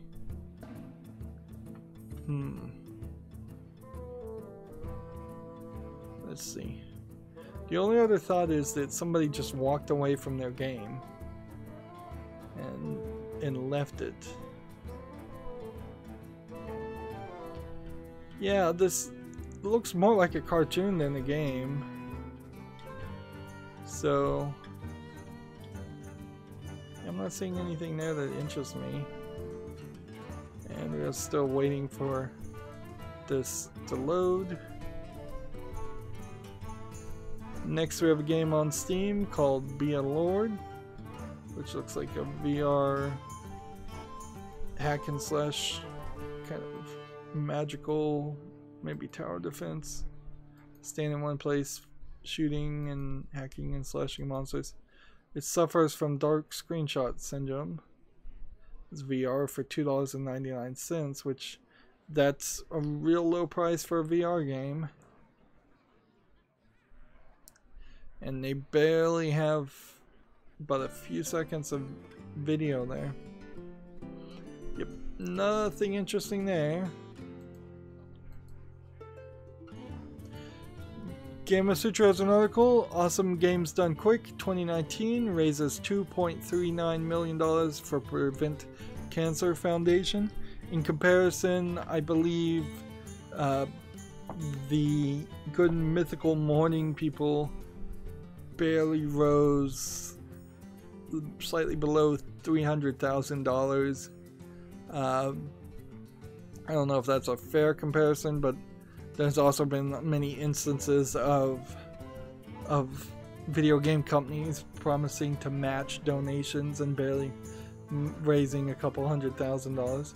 Money is money, certainly, but Awesome Games Done Quick and the ESA Games Done Quick, these Games Done Quick have figured it out as far as raising money from, and they're getting that money from the most part small donators, not big time backers, not Google matching $100,000 with Good Mythical Morning. Let's see. It was going to the Prevent Cancer Foundation, which I think is better than like the Susan B. Komen Foundation, which I don't think does anything. The Awesome Games Done Quick went through 133 titles, and because I have them all on my YouTube subscriptions, I'm watching a lot of games being speedrun. I find that watching speedruns of games I haven't played gives me a better idea of, hey, is this weird game potentially something I want to play or not? And of course, you don't have to watch all of it, or you could just watch it for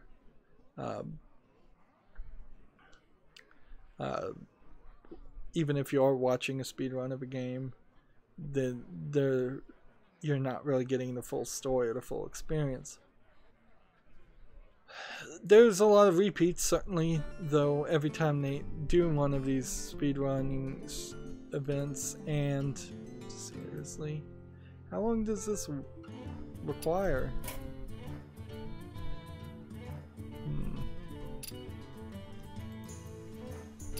Alright, well, this is not gonna happen, clearly. Let's cancel that.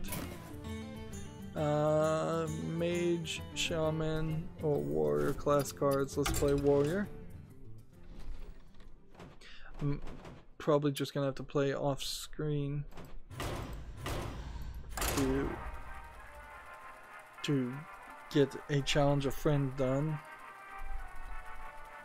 We'll also try and friend more random people on the Asian account. See, next we have a game on Steam called Hexaball that has already mixed reviews, and yeah, it looks like it's pretty bad.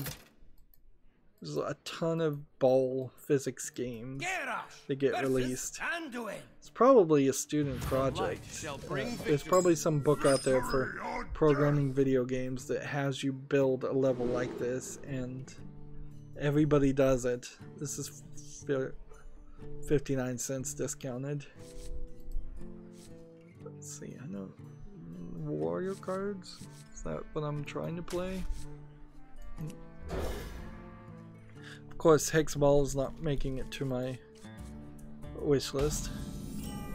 Gamer Sutra has an article. Verizon is testing its own cloud-based game streaming service. That's almost certainly not going to be anything that anybody ever cares about or is interested in. Verizon has tried and launched little things all over the place. Most notably, I think for Verizon's give up ability, they made a whole big push for Verizon Fios, fiber optic to your house, and they really only installed it in the densest places possible, New York, San Francisco, just really to support their own backbone. A lot of times you'd hear these stories of, oh yeah, if you want Fios, you have to pay us $10,000 to install it from the curb outside of your house into your house, and or they would. I think eventually they got down to a contract basis where it where it was like a 5-10 year contract for FiOS. And they made a whole bunch of lies about like, oh yeah, it's coming to everybody. Everybody's gonna get the super fast internet. Meanwhile, the smarter internet service providers all put fiber optic kind of in the places where it made sense, and then just converted from fiber optic back to the cable internet that they have been doing for a much longer time, so they didn't have to replace wires and do all kinds of things like that. And Verizon has never really been a good service for its internet providing. It's never been it has like a TV built-in thing that I've never heard anybody say anything good about. It has also, I believe, a cell phone service. It's not really that good either.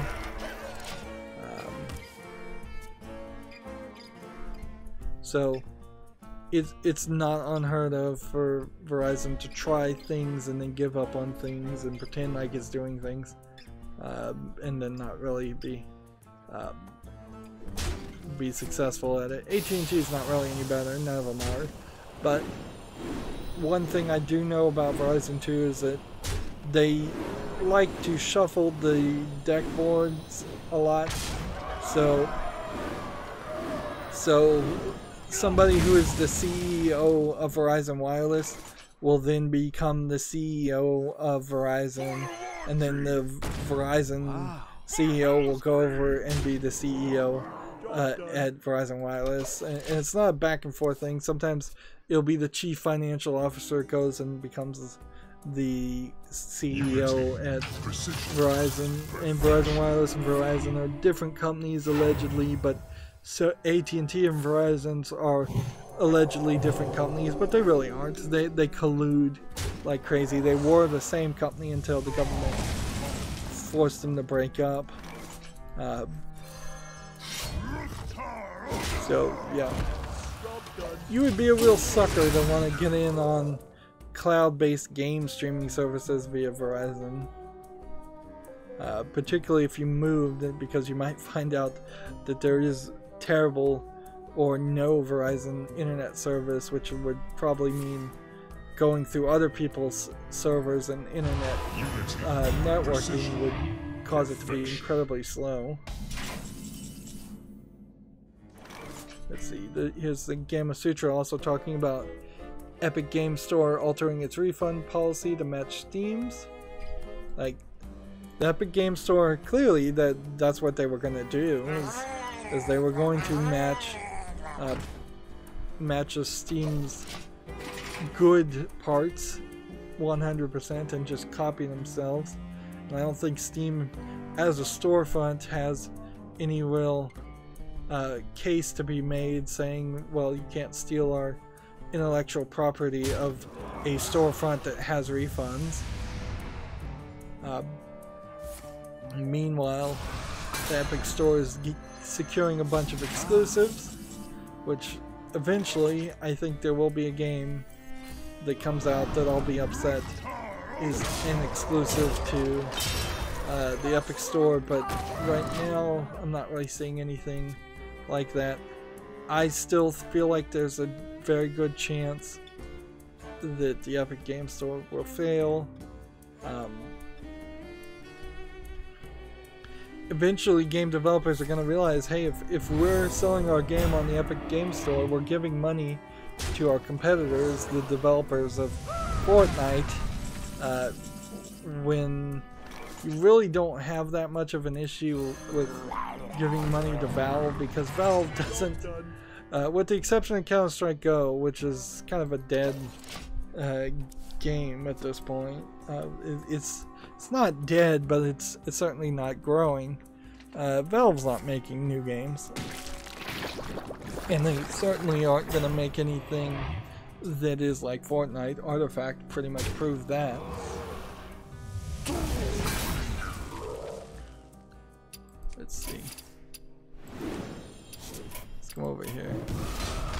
played anybody. Yeah.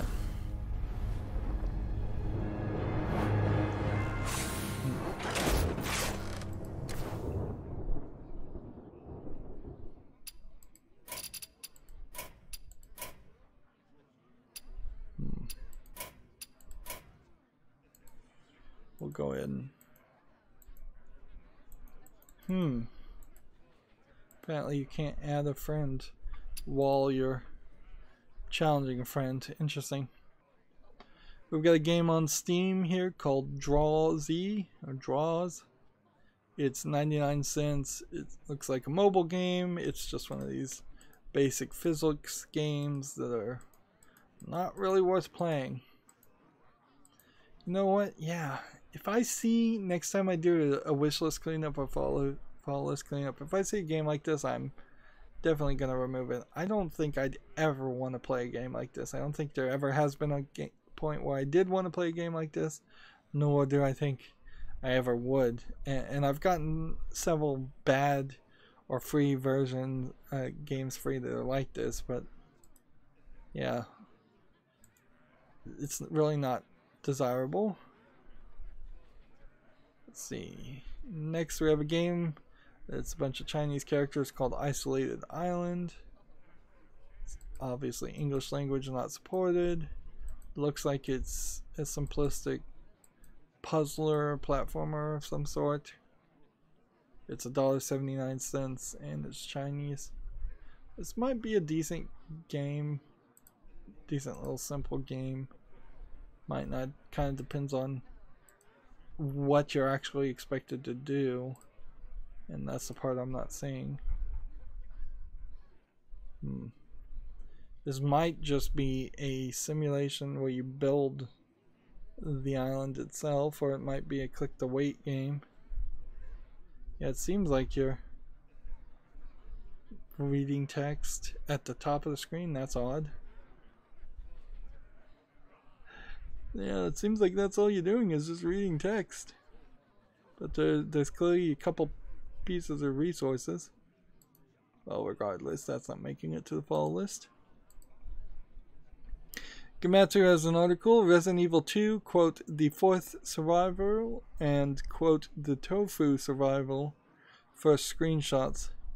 So, that was certainly something I was interested in. It was, were the fourth survivors starring Hunk and the tofu survivor starring Tofu going to be in the remake?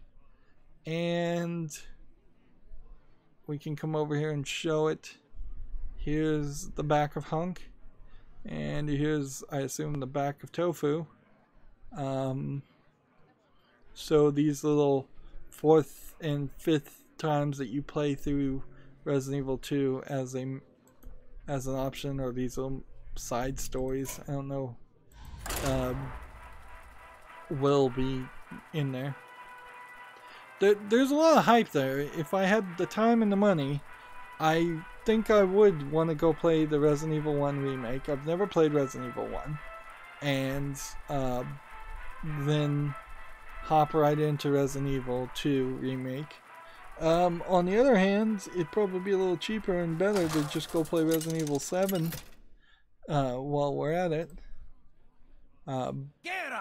Versus Rexa. That's like 3 Resident Evil games in the next 2 years, which that certainly is going to be a timing thing. Okay, we have a game on Steam called Night of the Blood Moon, which I think is a top-down twin-stick dungeon crawler shooter game. Yeah, doesn't look particularly interesting. Early access, $7.19. Let's see if we can, yeah, just your basic. We see so many games like this. I don't even know if it's even particularly easy to make games like this. I guess it's slightly easy. Alright.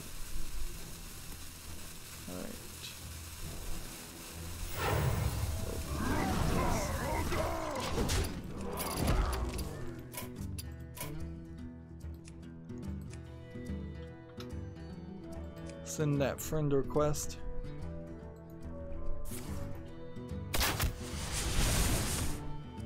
Gamatsu has the same article about Gearbox. I think we already read that article too, so we don't need to talk about that again.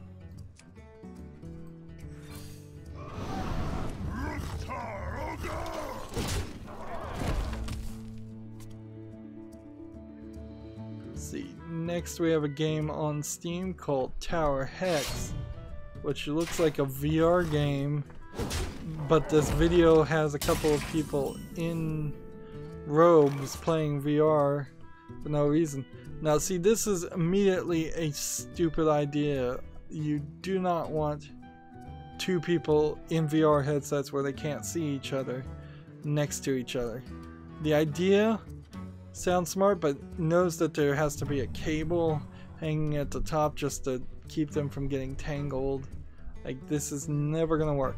The idea of multiplayer VR would first of all be like a minimum $1,200, but in reality closer to $5,200, because you need a couple $1,000s worth of computers, like a $2,000 computer for each computer person playing, because yeah, this is not, I don't think, a case of you're hooking up two VR headsets to one computer. I don't think one computer can handle that. This is early access, $9.99. I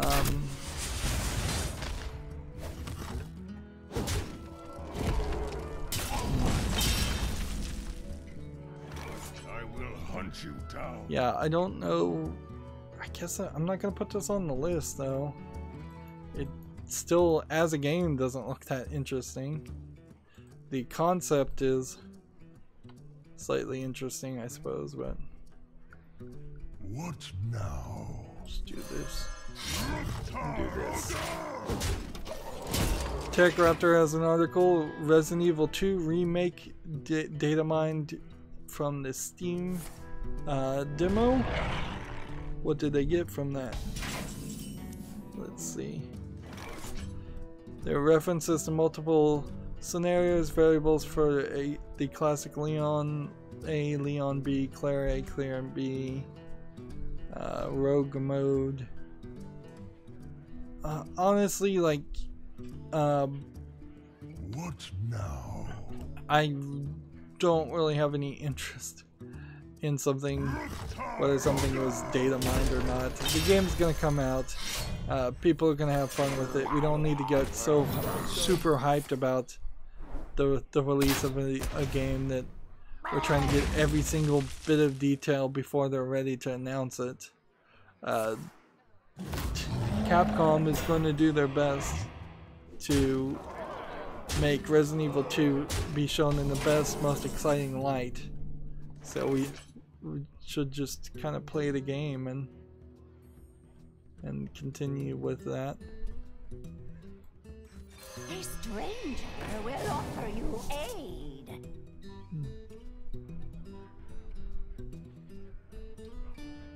Let's see. Drink with me, friend.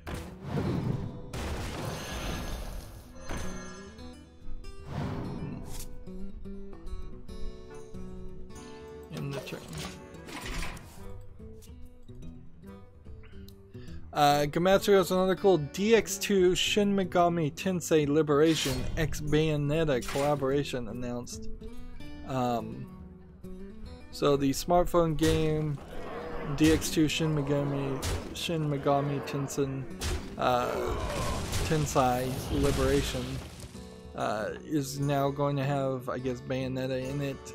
This seems to be a growing thing with Japanese companies working with each other, which is kind of a nice new thing for Japanese companies, because they used to be really bad about not wanting to work with each other and collaborate. A stranger will offer you aid. Let's see.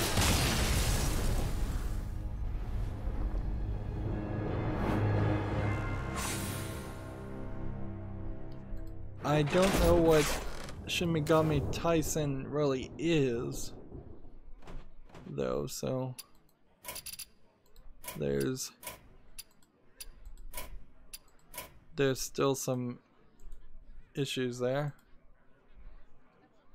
And yeah, this video didn't really show anything, just like an animation. Apparently DX2 Shin Megami Tyson Liberation is available for iOS and Android. Visit their website here.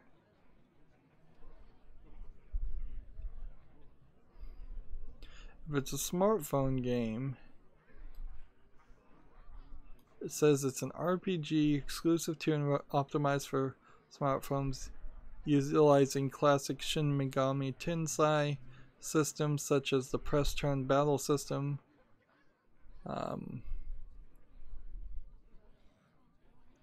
Yeah, it looks like it's more of a 3D monsters that you're fighting in Tokyo. Let's see. Yeah, it doesn't look terrible for a smartphone game. Doesn't look amazingly great, but doesn't look terrible. What is going on? Why? How can I have like 3 different people that just will not accept a challenge, a friend?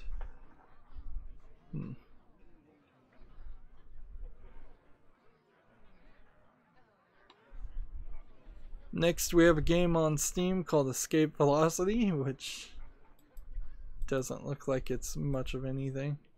To be fair, I would say that this animator is at the beginnings of potentially being a good animator.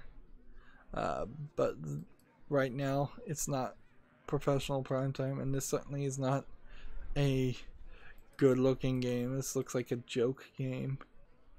It's free, so the price is right. Yeah.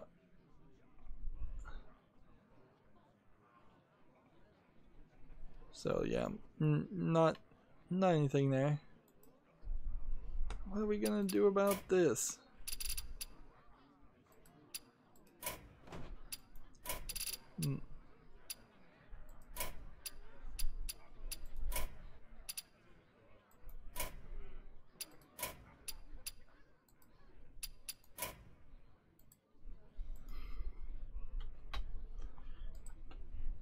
We'll remove that guy, I guess, and we'll just play another game.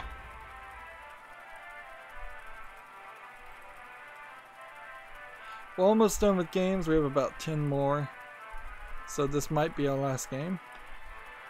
Next on Steam we have something called Temple of Pizza, which looks like it's a VR game, just bad quality. Dark Screenshot Syndrome, with just some kind of generic 3D animation, asset flips. Free to play, I guess, if the price is right. Yep, and English only. Yep, nothing interesting there.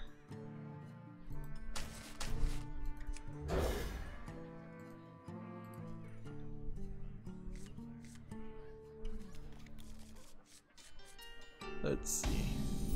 Next we have this game called Morgenstern. I don't know if this is a troll game or what. Seems like... Is that some kind of rapper or musician that somebody is trolling and made, used as likeness for? It seems like it is. It's like it's supposed to be like a fighting game.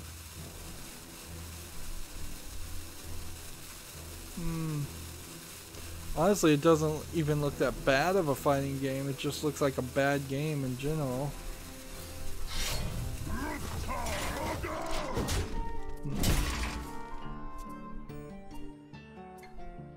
This feels a lot like The Quiet Man. Morgenstern Easy Game is what's being labeled as over here. It's $5.39, and the thumbnail seems like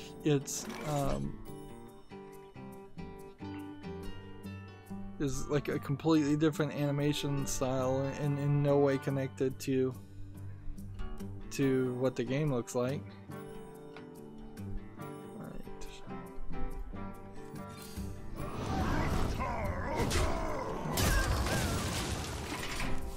So yeah, that's not making it to the wish list.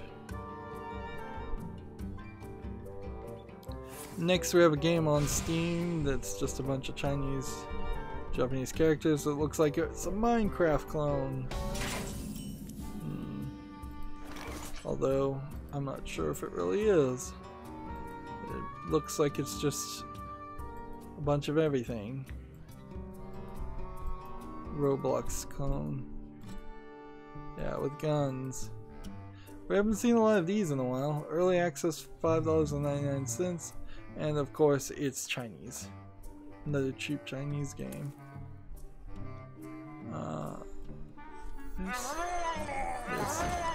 This. Turn.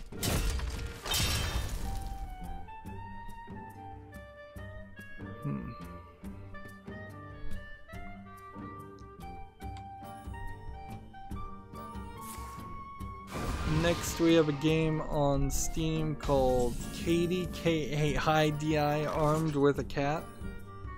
What does this really look like? It looks a little too generic. It's not widescreen.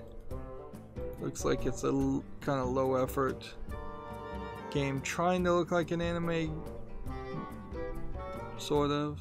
I wonder. Hey, this video seems to like it's just gonna zoom out on CGs. 99 cents, English and simplified Chinese. So yeah, this is another one of those games that's just like a cheap Chinese game trying to make itself look good. Attack and health of all of the minions.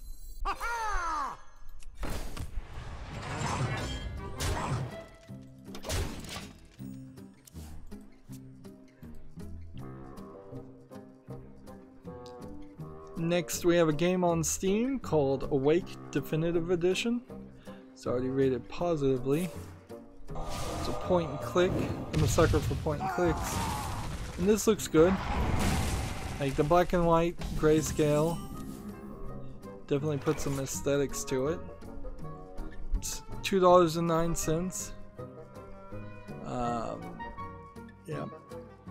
I'll put this on the follow list, so at this rate we'll have probably just a couple of games going to the follow list. A couple, as in actually two, which is not too bad because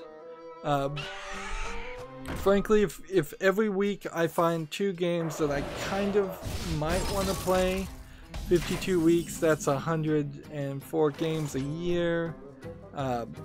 That's much more controllable and reasonable than a scenario where I'm finding 5 or 10 games every week that I might want to play. I don't have to be as critical. I don't have to run as much of a gamble to see if, oh, is this game really good, or do I need to delist this game or not play this game because it doesn't compare to the quality of the AAA games that come out, which I guess all AA and indie games and small games have to, in some small part, be compared to the AAA games that come out and look great, and sometimes they're really well made. Gamer Sutra has an article. Valve wants to overhaul discoverability on Steam with machine learning this year. Valve's year in review roundups nearly every major change the company pushed Steam in last calendar year, alongside some nifty numbers about platformers' performance throughout 2018. Interesting, I did not see anybody talk about Valve publishing a year in review, and that's weird because I follow their announcements and their vlogs, so like, where did that get published? Let's see. Game devs were likely find the fact that Steam saw 47 million daily active users in 2018, or average 1.6 new purchasers per month interesting. The goals for 2019 shared at the end of the Steamworks post should be particular note for devs who think about bringing games to Steam in the future. Valve has outlined 8 different features and changes it plans to roll out in 2019, with a major discoverability change leading the pack. Well,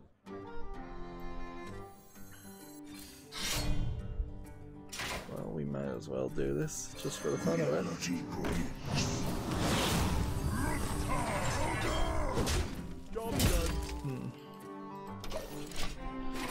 Let's see. Thank you. The company says it's working on an entirely new recommendation engine to pair Steam users with games that are likely to be of interest to them. The post notes specifically that the new engine will be powered by machine learning, but that the company is also building more broadcasting and curating features to aid with discoverability as well, since algorithms are only part of our discoverability solution. Discoverability has been a hot ticket issue for game developers on Steam in the last few years, as the volume of games released on the platform continue to rise. In 2018 saw a number of changes, both good and bad, according to Gamma Sutra, which that's not writing with a passive voice.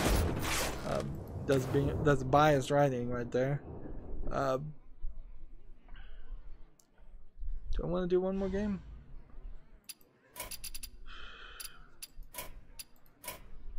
Alright, so you said thank you. Will you accept a friend request? Please. Where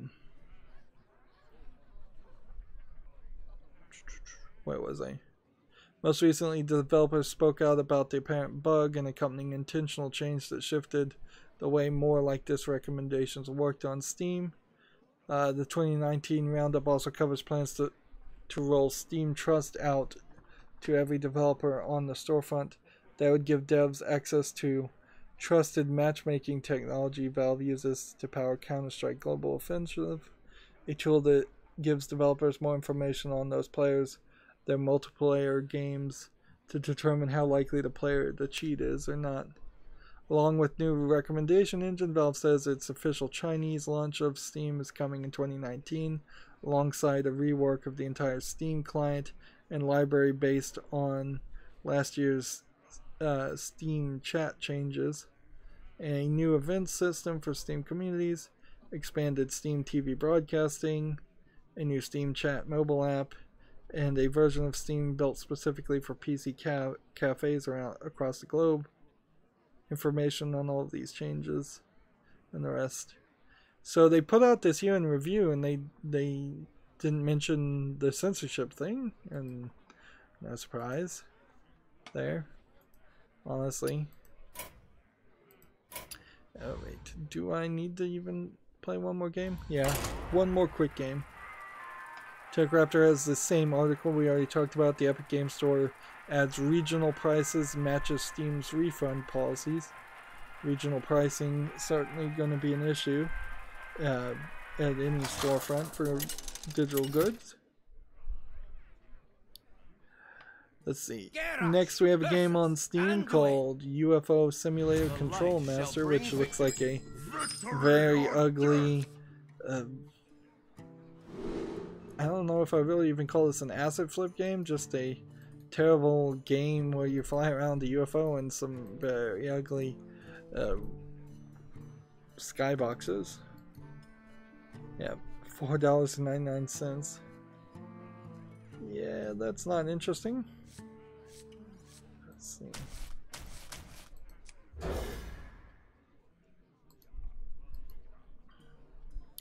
GameIndustry.biz has an article. It's Sergey Galyonkin, so I guess he works for Epic or runs Epic.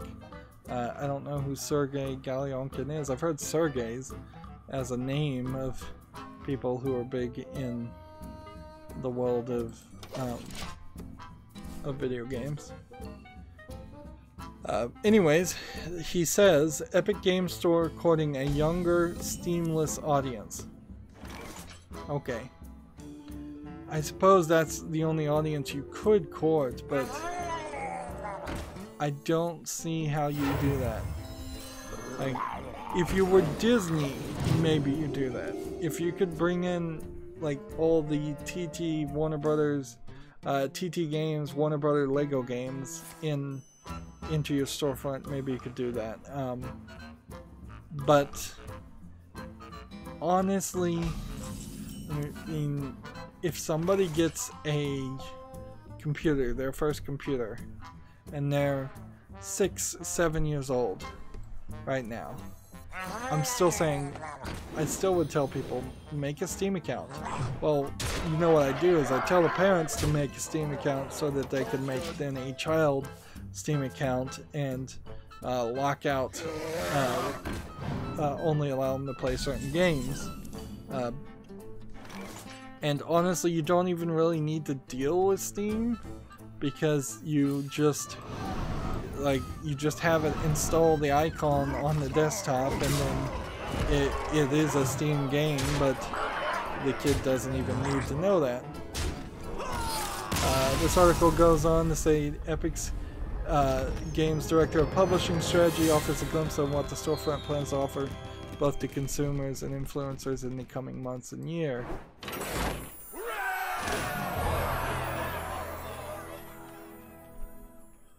Still trying to play Warrior Glass cards.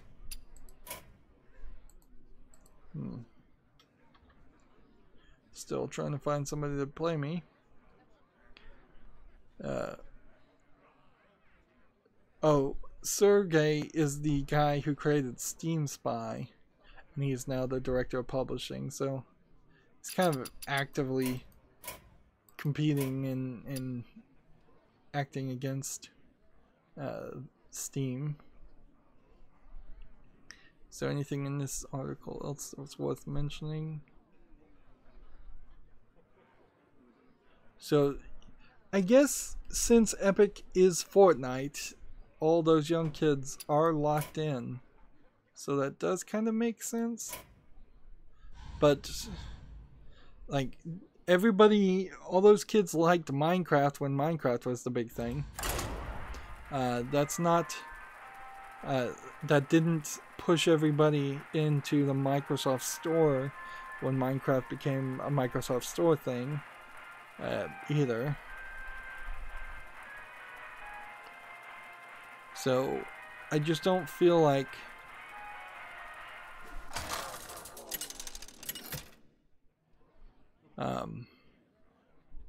Garrosh versus Lunara. The forest fights back. It seems like he says in this article, if it weren't for the fact that there were so many asset flips and game-shaped objects, is what he's calling them, Steam would only have 150 to 200 games per month released. That's possible. Certainly possible. But it's gonna be, the devil's gonna be in the details. This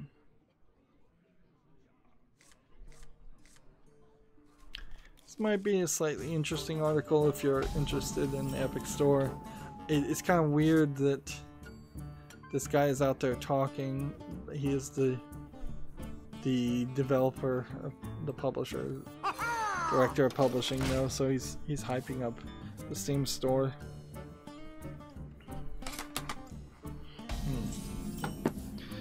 As we're now in 2019, I kind of even have to question, how is Fortnite doing? Like, we haven't had a big replacement game yet, but I wouldn't be surprised if it kind of just is dying out as kids are back in school and something new will be out to replace it pretty quickly. We have a game on Steam, the Resident Evil 2 Biohazard Resident Evil 2 one-shot demo. It's rated very positive. It has de nouveau, it's free to play. One-shot demo is 30 minutes to play. although I've heard you could probably beat the game if you're just playing it casually in 17 minutes, so they're giving you a decent amount of time. And then you could theoretically make a secondary Steam account and play it again if you wanted to. Or I wouldn't be surprised if there's easier ways to do that also. But I don't see a reason why I would want to play the one-shot demo. Maybe there would be a reason, but I doubt it. Like, if a game, so many games have demos that come out, so it would be kind of silly to play those and try and cover them. There we go. Next we have a game on Steam called OLBLT. Just random gibberish for a 2048 game. This is clearly a low effort game in its name. But I don't know why you would do that. Like, why would you make a troll game when it looks like you have a decent 2048 game? It's just a really weird name. I don't know if maybe that means something to somebody.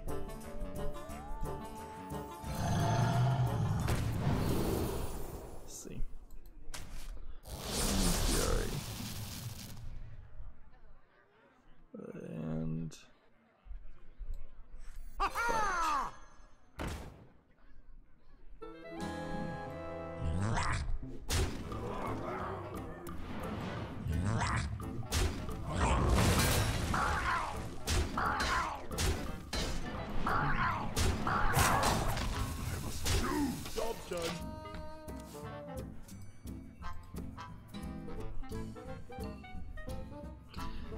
let's see.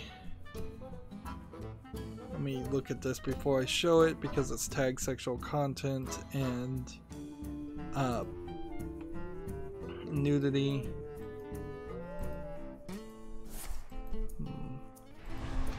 It looks good. Next we have a game on Steam called Love Language Japanese. It's rated positively. Tag nudity, sexual content. Here you have girls in some kind of uniform. One would say a school uniform, possibly. Then, let's see. Most of the others, the screenshots, this clearly still looks like a school uniform. And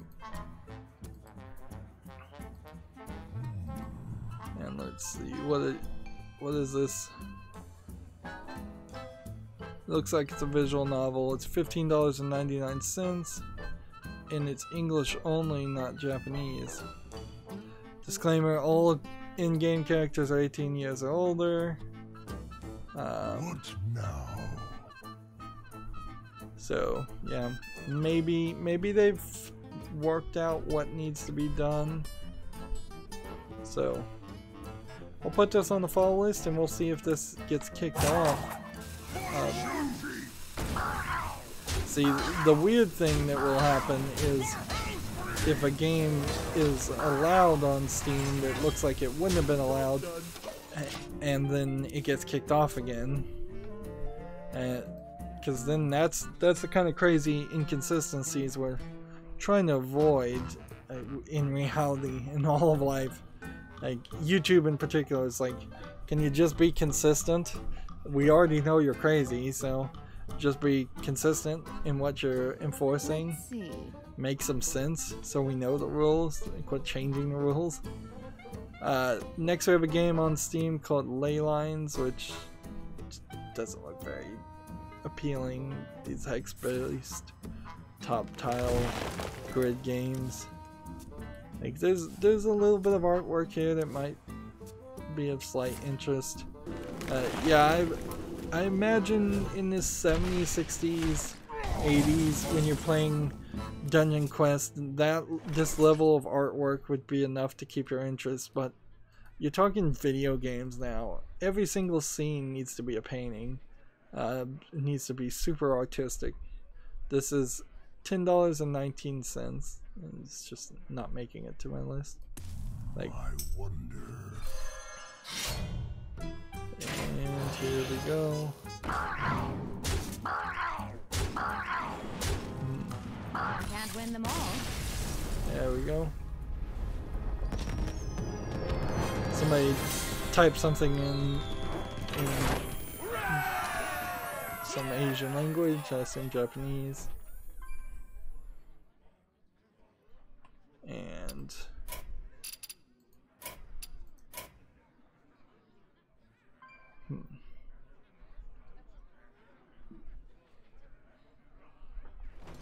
finally. I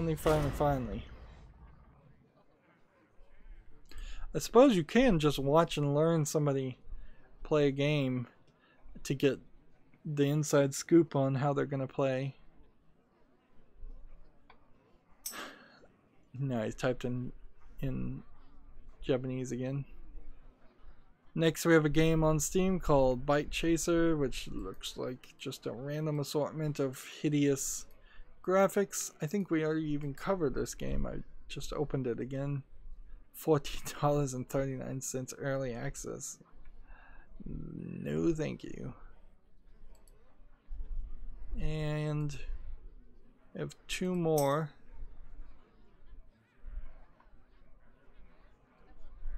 Like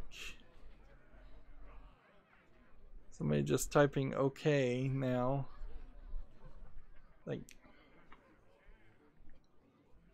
just accept the freaking accept the deck. Let's play a game. Oh my goodness, just freaking play the game. It's a universal language. Just accept. Select a deck. Quit texting me. I don't know what you're saying. I can't translate it. I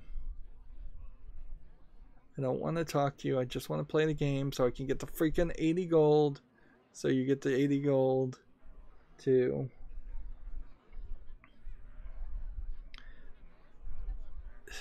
So this guy doesn't want to play me, and he's just going to sit here and wait until I cancel. Or I'm experiencing such incredible lag that this is why that's happening. Well, let's just wrap up here. We've got a game on Steam called Zero Sum Future, which looks like a space mining game. It doesn't look... This guy is still texting me, just play the freaking game. Just accept it.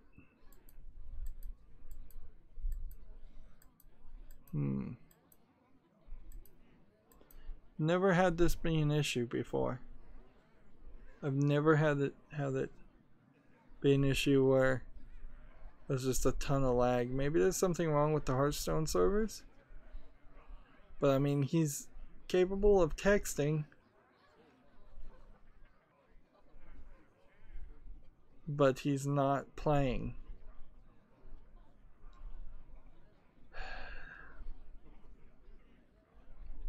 Anyway, Zero Sum Future is not interesting looking. And then this last article is the Bayonetta Steam page.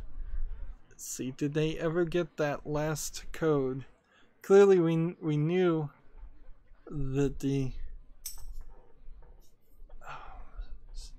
freaking just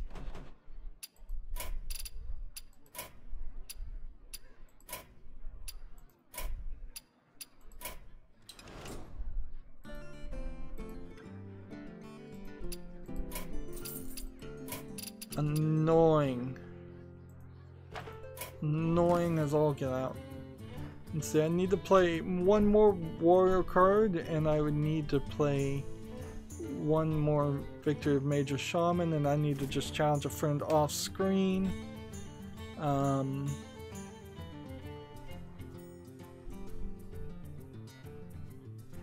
Let's see. See that? I thought there was supposed to be something for the Catherine release, like one more word, but seems like this article didn't get updated. So yeah, that's just a thing. Meanwhile, the Humble Bundle store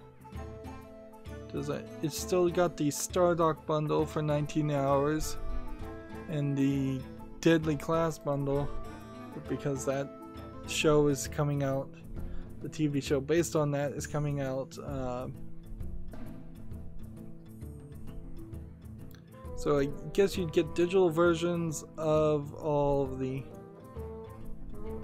comic books up to Deadly Class 11 for $1, and that's all the bundle is. Alright. And let's just take a quick second to see if anything huge has happened on the news. It is Monday.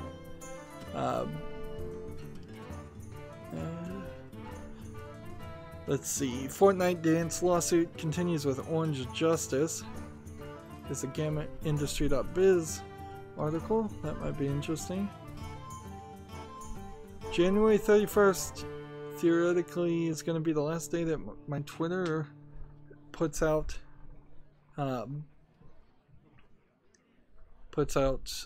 notifications, so there might be a small gap there. It might be even a week-long gap, but I think I can get it to work pretty easily. 23 minutes ago, Borderlands 2 Game of the Year Edition episode 78 aired on my channel. Is there anything else to talk about? Let's see. No. It seems like there's absolutely nothing else to talk about on Twitter. Just a slow beginning to probably a slow week. I will of course be making more Minecraft recordings until I decide I'm done with that, which I might be done with it in the next day or two. And yeah, I'm still working on like getting my back into shape. It's gonna be a long process, a much longer process than I'd like it to be. That's gonna be it for this stream. As always, I ask you to like, share, subscribe, comment, and watch every second of my videos. If you want a friend or follow me on any social media sites, there's a whole bunch of links down below in the description box. Thank you for watching. Have a good evening.